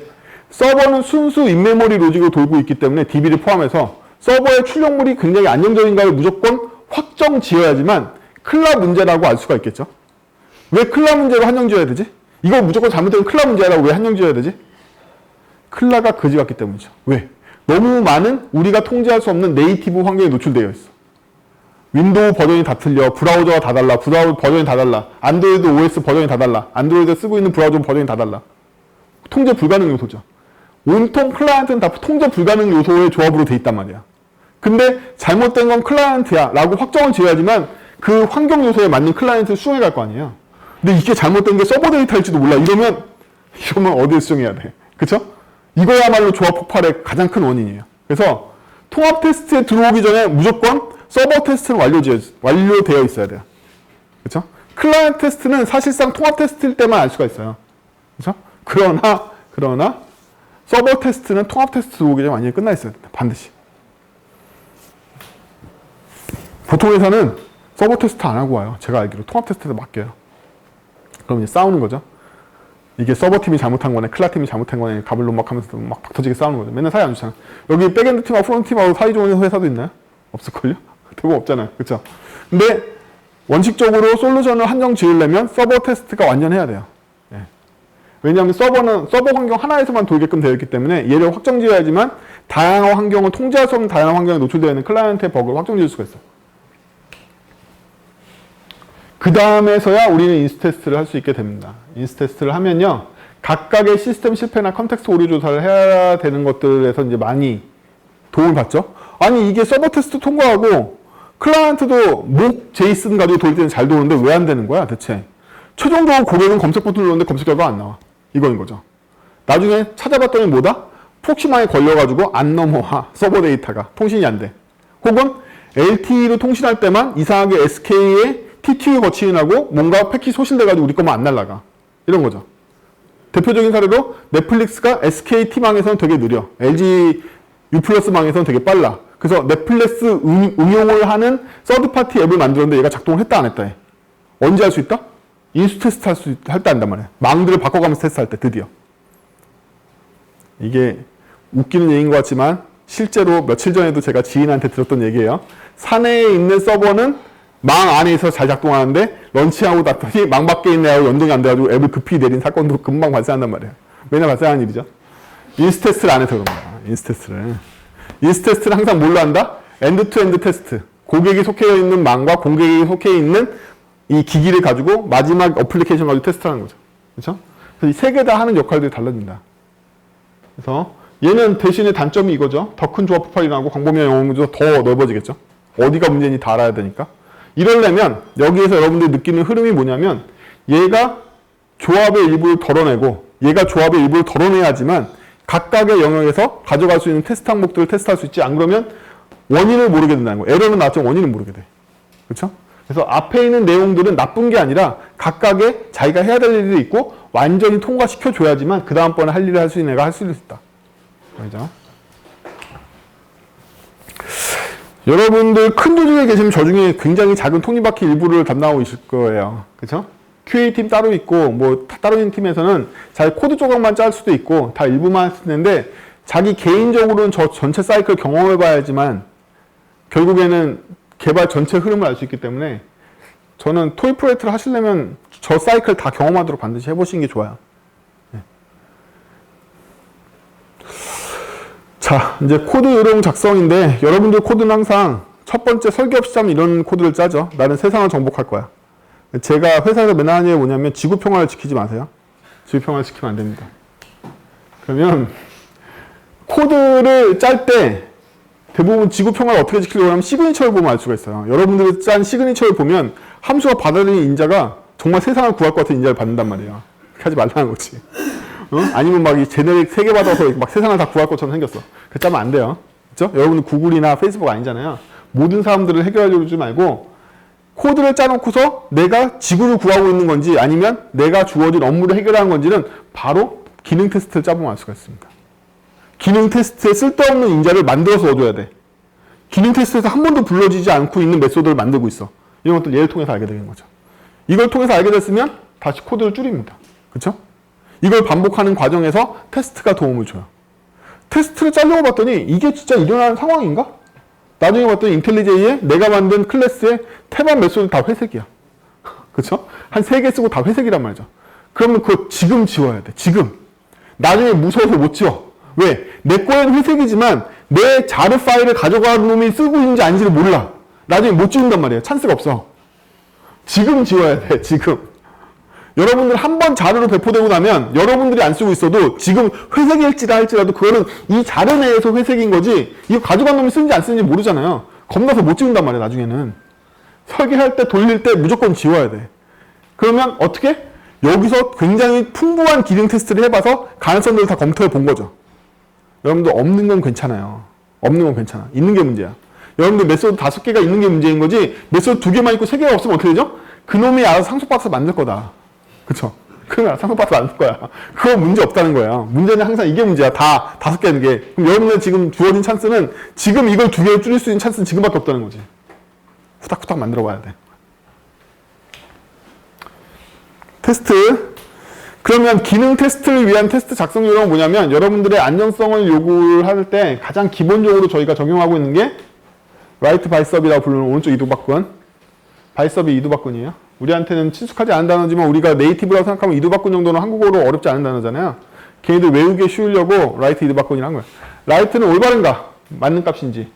그 다음에 바운더리는 경계조건 통과. 아까 인티저 맥스, 뭐 인티저 인피니티 이런 것들 경계조건 다 통과하냐. 인버스, 역관계 확인되느냐. 그 다음에 뭐 크로스백, 에러, 퍼포먼스 이런 것들. 얼마 전에 길버스 출간된 JUnit 테스트 어쩌고저쩌고 그 책, 얇은 책이 있는데 거기에서도 이거 다루고 있고요. 옛날에 실용주의 단위 테스트였나? 프래그먼트 TDD였나? 그 책에서도 아마 이 얘기가 나올 거예요. 그렇습니다. 이건 근데요.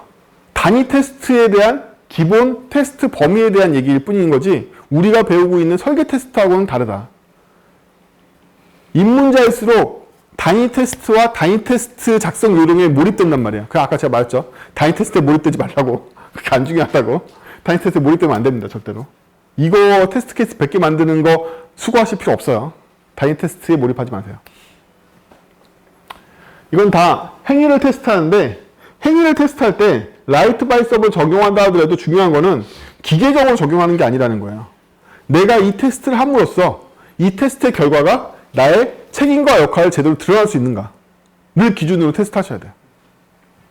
거꾸로 저 테스트 항목이 여기에 보니까 필요 없어. 필요 없다는 얘기는 걔가 이미 잘 정의되어 있기 때문에 그래요. 어떻게 하면 얘네들이 점점 필요 없어질까요? 함수의 인자들에 대해서 어떻게 하면 얘네들이 점점 더 필요 없어질까요? 얘네들을 많이 테스트하고 있다는 얘기는 뭐냐면 함수에 값이 많이 들어왔다는 얘기예요.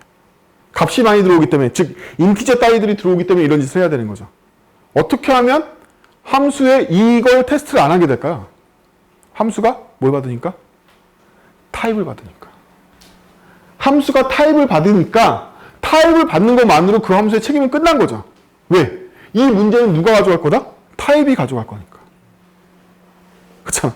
우리는 이미 safe u 인티저 타입을 받으면서 끝난 거야. 더 이상 이런 거 안 해도 돼.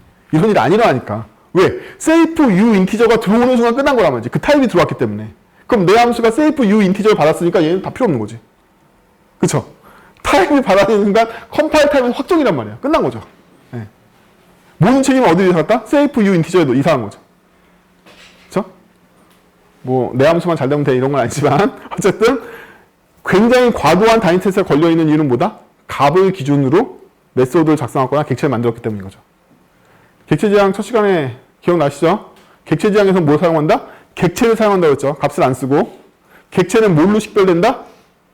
식별자, 메모리의 주소로 식별되고 값은 그 값의 크기, 값의 형태로 결정된다고 했죠. 객체지향 값을 쓰지 않는단 말이야. 값을 쓰지 않기 때문에 이렇게 값을 기반으로 하고 있는 단위 테스트가 많이 일어나지 않는 거야. 그래서 제가 단위 테스트 책들이 왜 나쁘다고 얘기한다? 단위 테스트에 보면 플러스 같은 함수들이 나오거든. 플러스 함수는 뭘 기반으로 하고 있는 함수죠? 값을 기반으로 하고 있는 함수야. 객체지향 함수가 아닌 거죠, 걔네들은. 플러스 인티저잖아요. 그렇죠?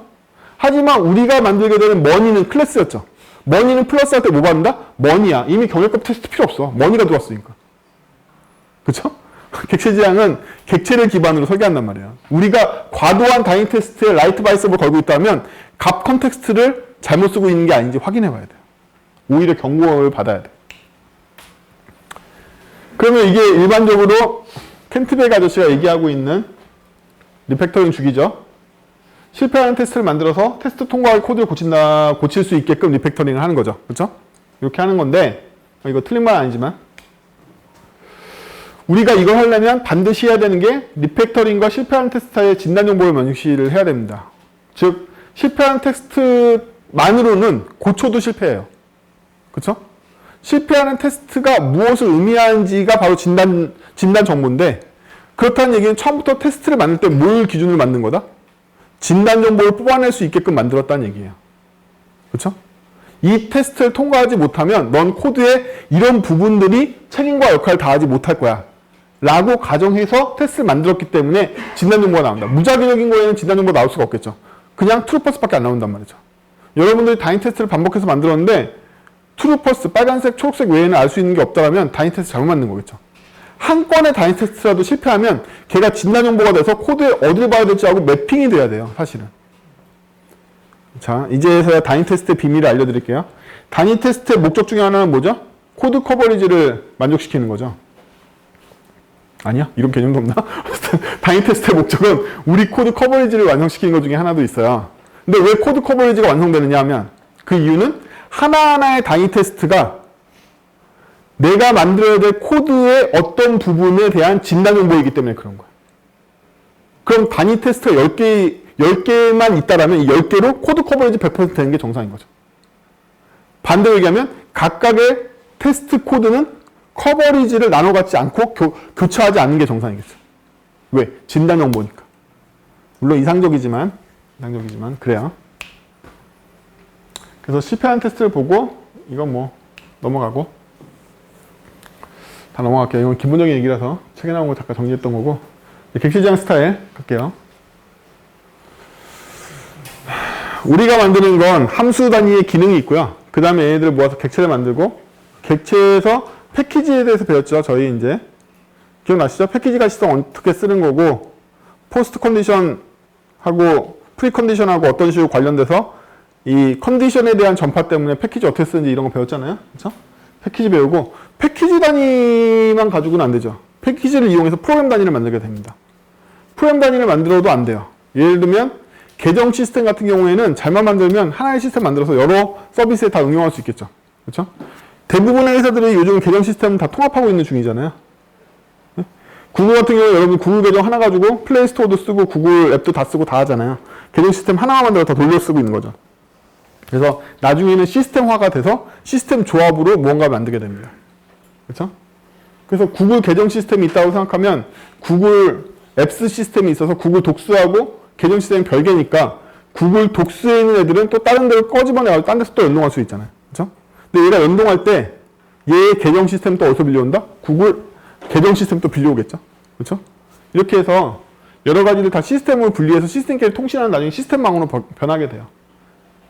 그래서 요게 이제 코드의 유지보수를 할 때 점점 커져지는 단위인 거죠. 여러분들이 시스템을 유지보수하는 개발자냐, 하나의 자르 파일이나 프로그램 수준을 관리하는 거냐, 내가 담당하고 있는 티켓은 이 수준이냐, 쭉 나눠집니다. 그러면 우리가 배웠던 솔리드를 기반으로 한 역할 모델하고 추상화하는 이 여러 가지 방법들 배우죠. 그러면 이걸 바탕으로 이 표를 볼 건데요. 우리는 객체지향 설계로 문제를 해결하니까 무조건 객체망으로 분리할 수 있어야 되겠죠? 그렇죠? 그럼 객체망으로 분리할 때 원칙은 뭐다? 단일 책임 원칙을 쓴단 말이에요. 이 객체가 책임을 하나만 갖게 하려고 그러는 거죠. 그렇죠? 단일 책임 원칙을 갖게 객체망으로 문제를 분리해서 처리할 건데, 객체망으로 객체들 사이에 책임을 분리하고 나면 얘네들은 의존성, 알림, 조정 이런 거 간다고 그랬죠. 이거 다 UML 용어 및 객체지향 용어들 한번 기억할까? 오브젝트 1편 코드 스피스 83 때 다 얘기했던 거죠. 그렇죠? 제가 전에 말했지만 솔리드 원칙을 위시한 객체지향 원리는요, 대부분 다 정해져 있어요. 교과서적인 내용이. 그걸 사람마다, 저자마다 어떠한 순서와 어떠한 전개 방법으로 펼쳐나가냐만 틀려요. 여러분들이 하나하나 딱딱 외우게 되면 어떤 책을 봐도 다 저 내용들이 똑같이 나옵니다. 단지 조용호 저자님은 이런 식으로 펼쳐진 거고, 딴 사람도 다르게 펼친 거고, 뭐 이렇게 펼쳐지는 방법만 틀리단 말이에요. 여긴 다 생략하고. 그래서 여러분들이 단일 책임 원칙 기반하에 문제를 객체망으로 분리하는 훈련을 하는데, 객체망으로 분리했을 때 가장 중요한 건 뭐다? 메시지였죠. 그렇죠? 이 오브젝트 책에서 핵심적으로 가르치고 있는 게 뭐냐면, 객체들 사이의 관계는 오직 메시지의 전송으로만 이루어진다고 가르치고 있잖아요. 그렇죠?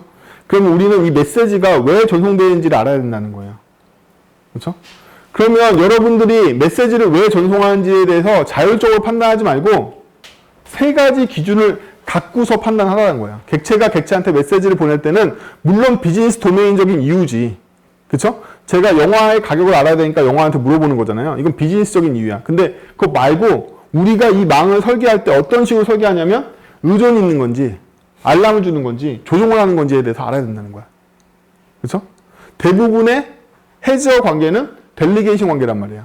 델리게이트를 위해서 우리가 객체를 분리한 건지, 응?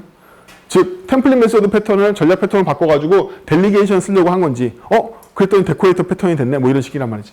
그래서 왜 우리가 그 객체망을 분리하고 어떻게 관계를 맺을 건지에 대한 이 관계가 핵심이라는 거예요. 관계는 뭐다? 관계는 다른 말로 하면 메시지의 전송 이유예요. 그렇죠? 객체끼리 분리해서 메시지를 주고받을 때 메시지를 주는 이유가 바로 관계라는 거야. 메시지를 왜 A가 B에서 주지? 왜 A가 B에서 주지? 나랑 걔랑은 결혼했기 때문에. 나랑 걔랑은 친구 관계라서. 걔랑 나랑은 뭐 선생님과 제자 관계라서. 그래서 메시지를 준 거란 말이죠. 그렇죠? 이 관계에 대해서 기술적인 유형은 저런 거고 나머지는 비즈니스적인 이유가 있겠죠. 그래서 이걸 먼저 익히셔야 되는데 이것도 또 닭이 먼저냐 알이 먼저냐 문제가 일어나기 때문에 제 추천은 외우는 거예요. 뭐가 문제냐면 객체가 객체한테 메시지를 주는 이유를 알려면 먼저 이 이유에 대한 카테고리 학문을 배워서 외운 다음에 어디에 끼워 맞출지를 생각해보고 얘를 바라보는 방법이 있을 테고, 얘를 계속 훈련하다 보니까 얘가 어떠한 형태로 나온다는 걸 나중에 깨달은 방법이 있을 거란 말이죠. 그러면 실물을 반복해서 이걸 깨달으려고 그러지 마세요. 그냥 이미 나와 있는 학문적인 유형들 외우고 여기에 끼워 맞춰서 연습을 하시는 게 나아요. 항상 그래. 디자인 패턴도 외우라고 시키는 이유가 뭐냐면 외워서 그 형태대로 객체 통신망을 구성하는 연습을 많이 하는 편이 낫단 말이에요.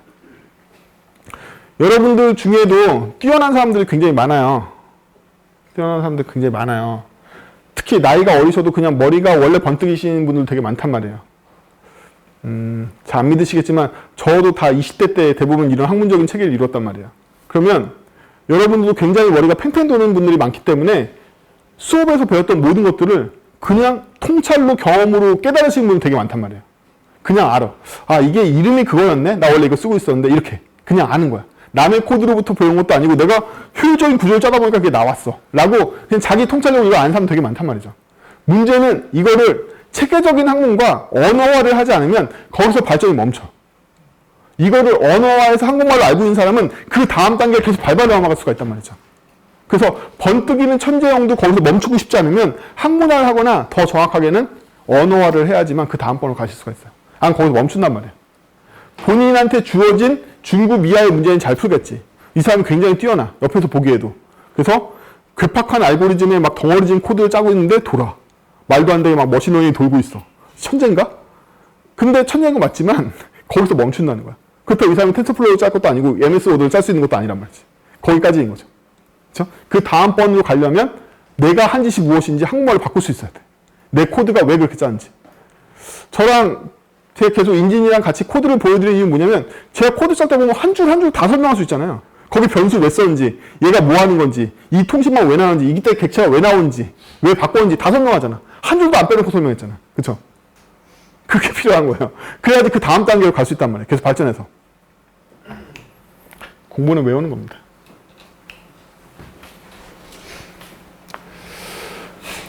자, 이제 몇 가지 요령만 얘기하고 몇 초 안 남았지? 끝내는 걸로 할게요.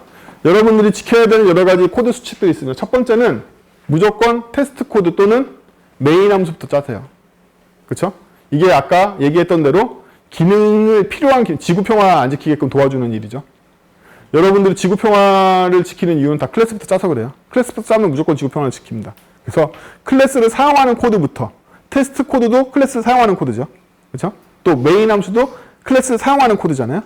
객체 지향 책에서 핵심적인 내용 중에 또 하나는 뭐냐면 객체 지향의 주인공은 클래스가 아니라 인스턴스라는 거죠. 그렇죠? 우리는 인스턴스로 문제를 해결하는 거지 클래스로 문제를 해결하는 게 아니란 말이야. 그래서 인스턴스가 실제로 어떤 동작을 하길 바라는가를 먼저 파악하고 클래스를 짜는 게 낫다.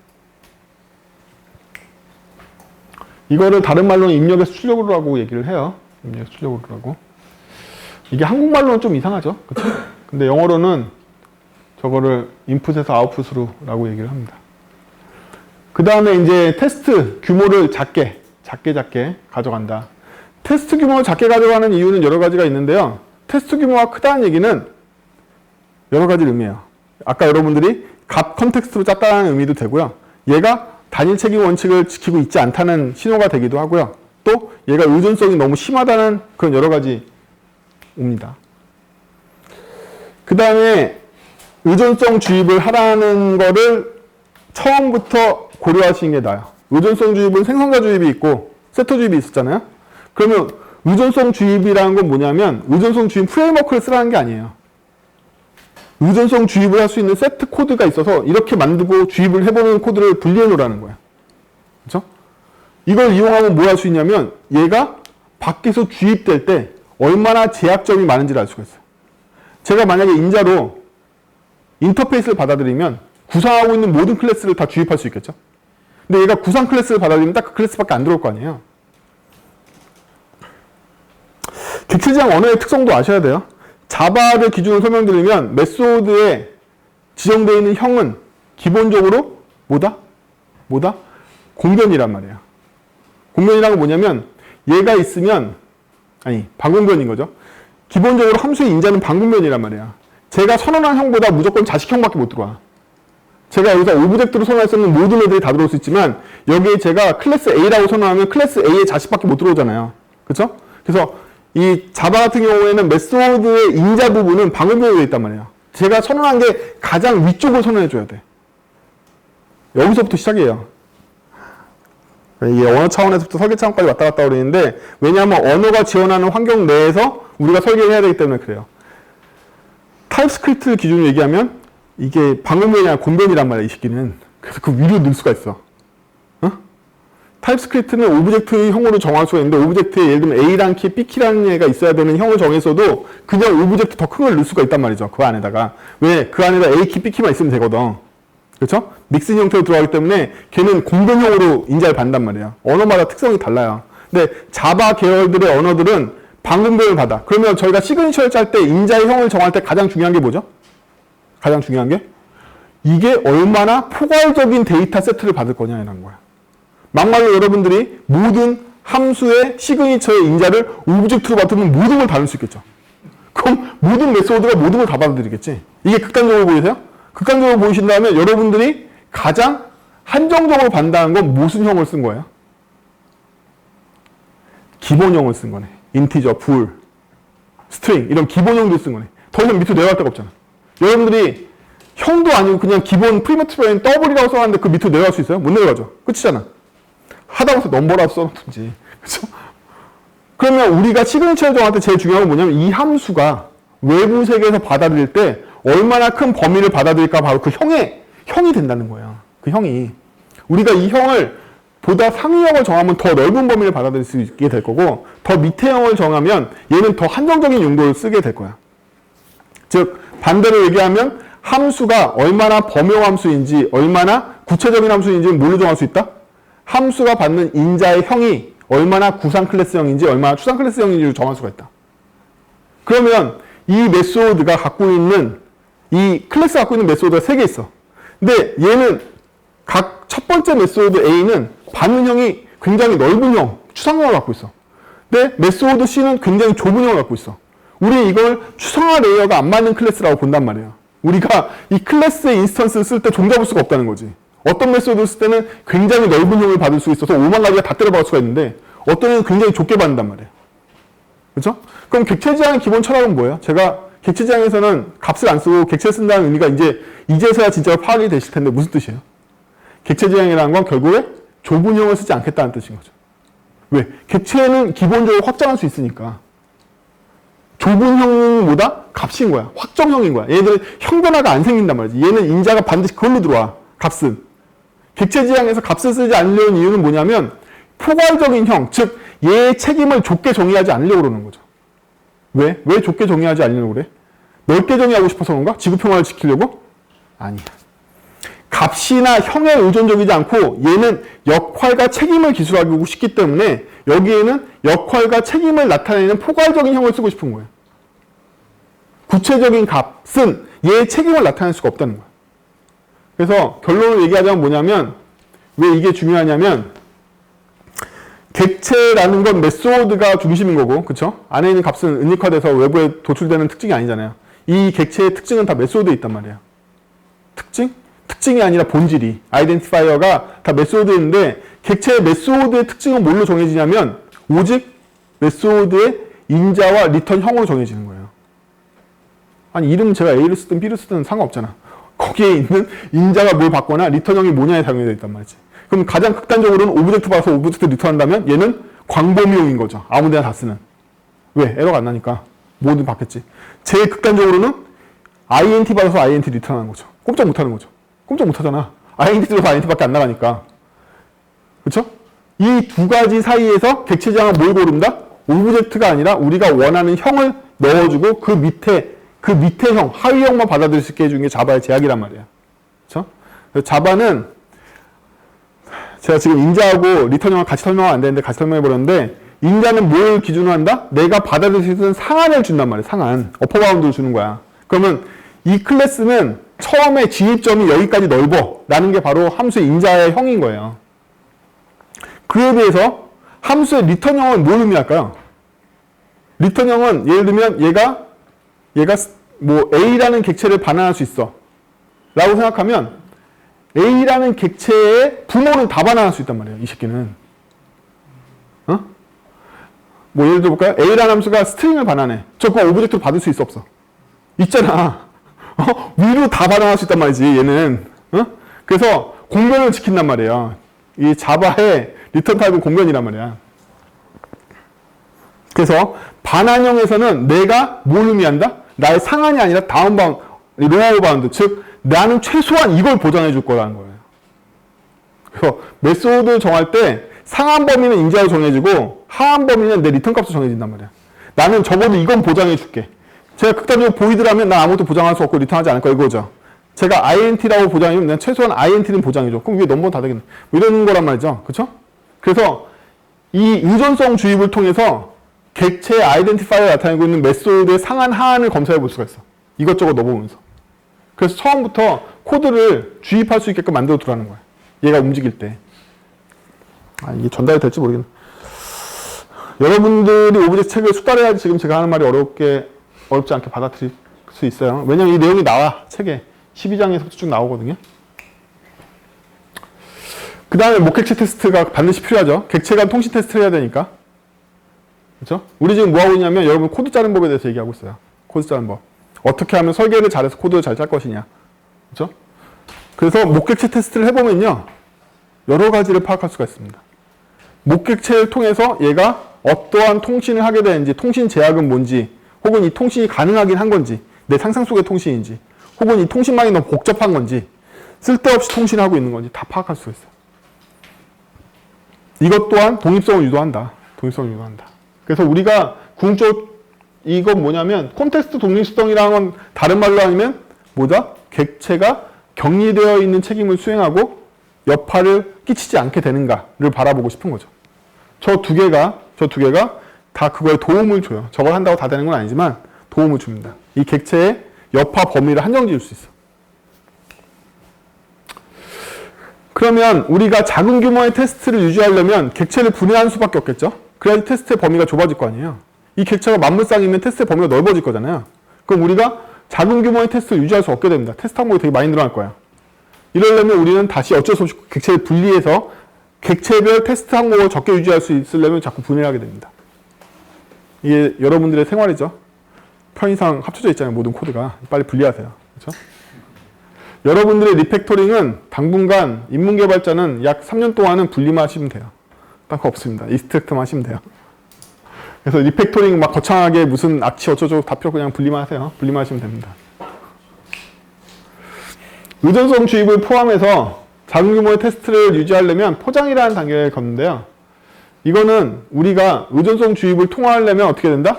기존의 값이었던 거 혹은 제한적인 형이었던 거를 추상적인 형으로 바꿨겠죠. 책임을 나타낼 수 있는. 그렇죠? 이 책임을 나타내는 형이 나왔기 때문에 기존에 구현되어 있던 파편화된 조각이 이 책임 밑으로 몰리게 돼요. 그렇죠? 재포장이 일어납니다. 그전에는 A, B, C라고 인식했던 것들이 추상 클래스 K로 인식이 된단 말이에요. 그렇죠? 이 포장이라는 개념이 나옵니다. 그래서 그럼 우리는 더 이상 A랑 B랑 C랑 따로따로 관계를 맺지 않고 어떻게? K하고만 관계를 맺고 끝내겠죠. 네. 추상성을 구현해서 처리하게 되죠. 이게 여러분들이 일반적으로 겪을 때 바람직한 방법들이에요. 이것도 물론 제 얘기라기보다 책에 나와 있는 얘기고요.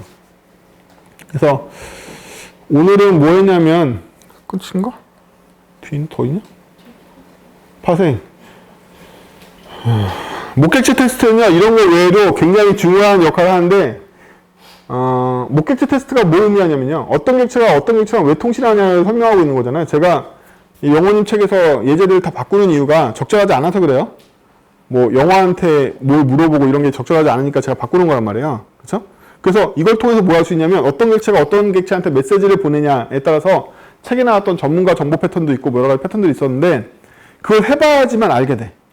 뭘? 어떠한 도메인의 객체들이 어떤 식으로 서로의 역할을 주고받는지를 알게 된다는 거죠.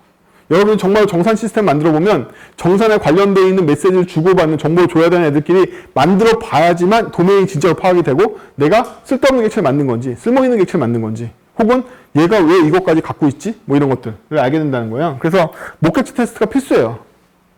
여러분들이 귀찮아서 안 한단 말이에요. 그래서 저는 단위 테스트보다는 목객체 베이스의 객체망 통신 베이스를 기반으로 하고 있는 테스트로 만들어 가시는 걸 아예 추천해요. 처음부터. 귀찮거든. 처음에 세팅 안 하고 시작하면. 처음부터 막 스파이 객체, 목객체 왕창 만들어 놓고 내가 뭐 만들면 얘는 A한테 뭐 받아서 B한테 뭐 주는 게 얘 역할이야. 뭐 이런 식이었잖아요. 저 여지껏 만든 거 보면. 그렇죠?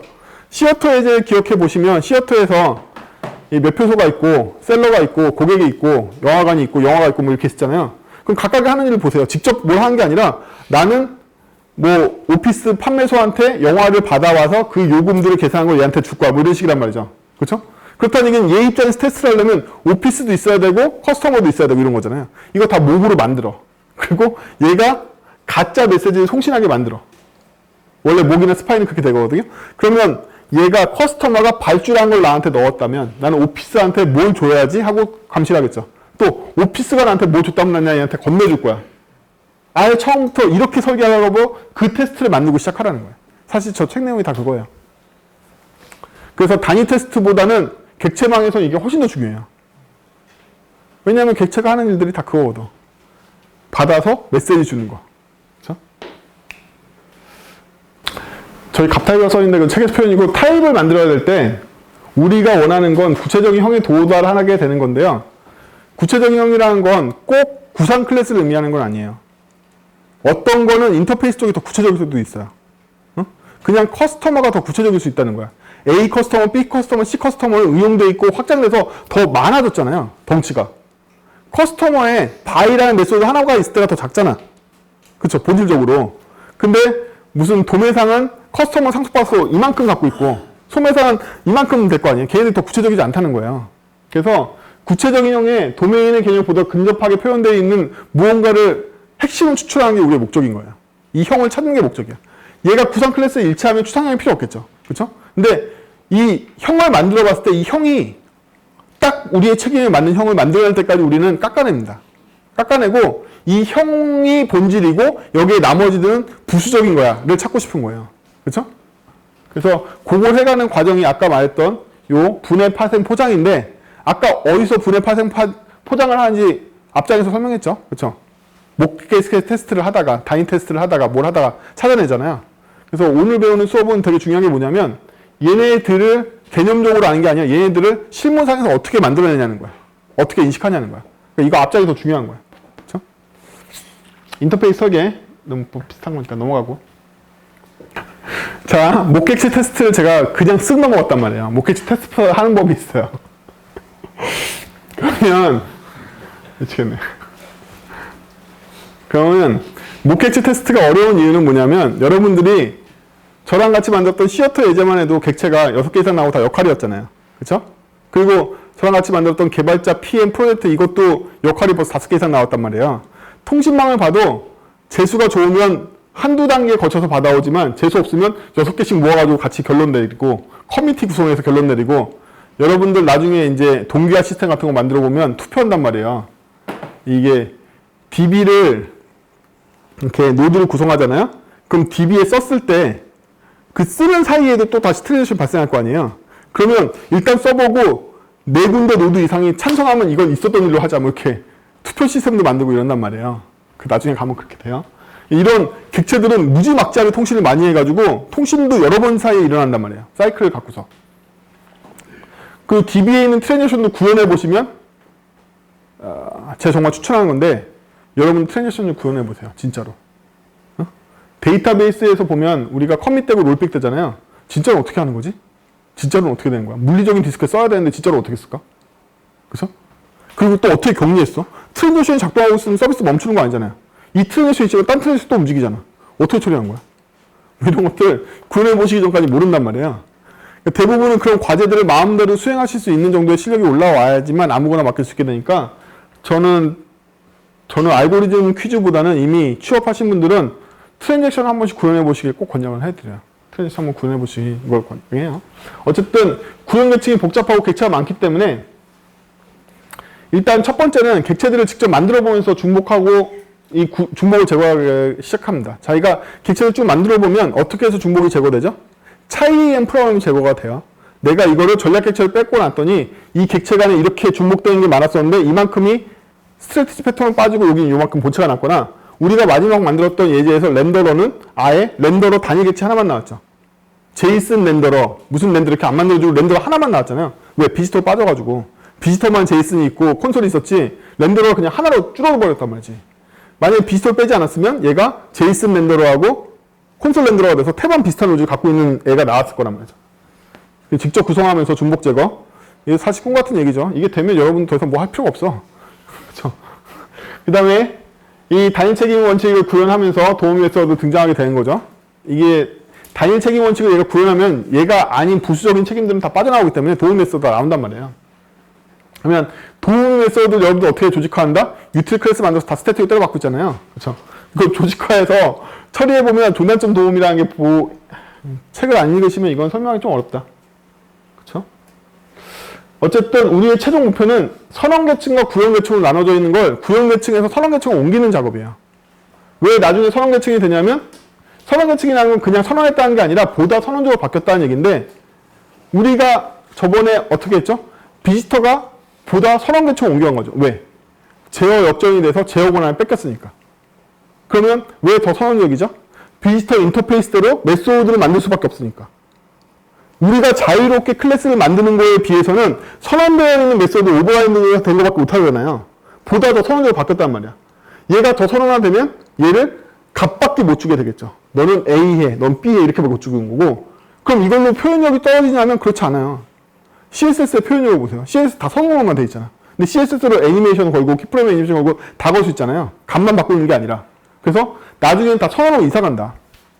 선언어 이사가. 선언어 이사 가면 팩토리가 돼버린다든지 조립층에 DI가 들어간다든지. 아니 여러분 스프링을 어떻게 돌려? XML에다 다 빈 선언했는데 그럼 또 어떻게 돌리고 있는 거야? 선언어 다 빠진단 말이에요. 그래서 우리가 이 과정, 목격치 테스트에서부터 객체만 설계 쭉 진행하고 나면 나중에는 의존성 역전이 생기고 제어 역전이 생겨서 다 이쪽으로 오게 돼요. 이게 우리의 최종적인 목표야. 결국에 제가 저번 2시간에 걸쳐서 했던 디자인 패턴들은 이걸 만들어내는 핵심적인 코드들에 대한 블록들을 가르쳐 드린 거고요. 대부분 다 선으로 빠지게 됩니다. 우리 커맨드 패턴 배울 때 결국에 뭐 배웠죠? 커맨드 객체를 받아들이는 인보커가 됨으로써 모든 메소드가 다 필요 없어지는구나 를 배운 거죠. 그렇죠? 그 앞에 있는 비지터 패턴 배우면서 뭘 배웠죠? 제어문을 없앨 수 없을 것 같지만 제어 구조를 완전히 한쪽에다 위임하고 나는 제어 구조에 참여하는 메소드만 공급하고 있는 비지터로 바꿀 수가 있구나. 다 선언을 바꿔가는 과정이란 말이에요. 나중에는 선언부만 만들어내고 나머지 제어부를 따로 가져가려고 그러는 거죠. 그렇죠? 너무 많아. 자, 이건 되게 실무적인 예예요. 여러분들이 급하다고 많이 하는 것 중에 어댑터 계층을 구현 안 하시는 거예요. 프론트엔드도 마찬가지고 서버도 마찬가지예요. 절대로 말 코드를 쓰시면 안 돼요. jQuery 코드를 그냥 쓰거나 리액트 함수를 그냥 쓰거나 리액트 훅을 그냥 쓰거나 이러시면 다 안 된다는 거예요. 무조건 다 감싸서 쓰세요. 예를 들면 여러분들 코드에 리액트라고 생각하면 유즈 이펙트라든지 유즈 스테이트가 나오면 안 돼. 안 되는 거야. 그럼 뭐가 나와야 되죠? 유즈 여러분께 나와야 되는 거죠. 그러면 안 돼. 스프링에서도 마찬가지야. 내 스프링에 있는 서비스를 그냥 날로 부르면 뭔가 잘못되고 있는 거야. 반드시 어댑터를 통해서 부르셔야 돼요. 왜?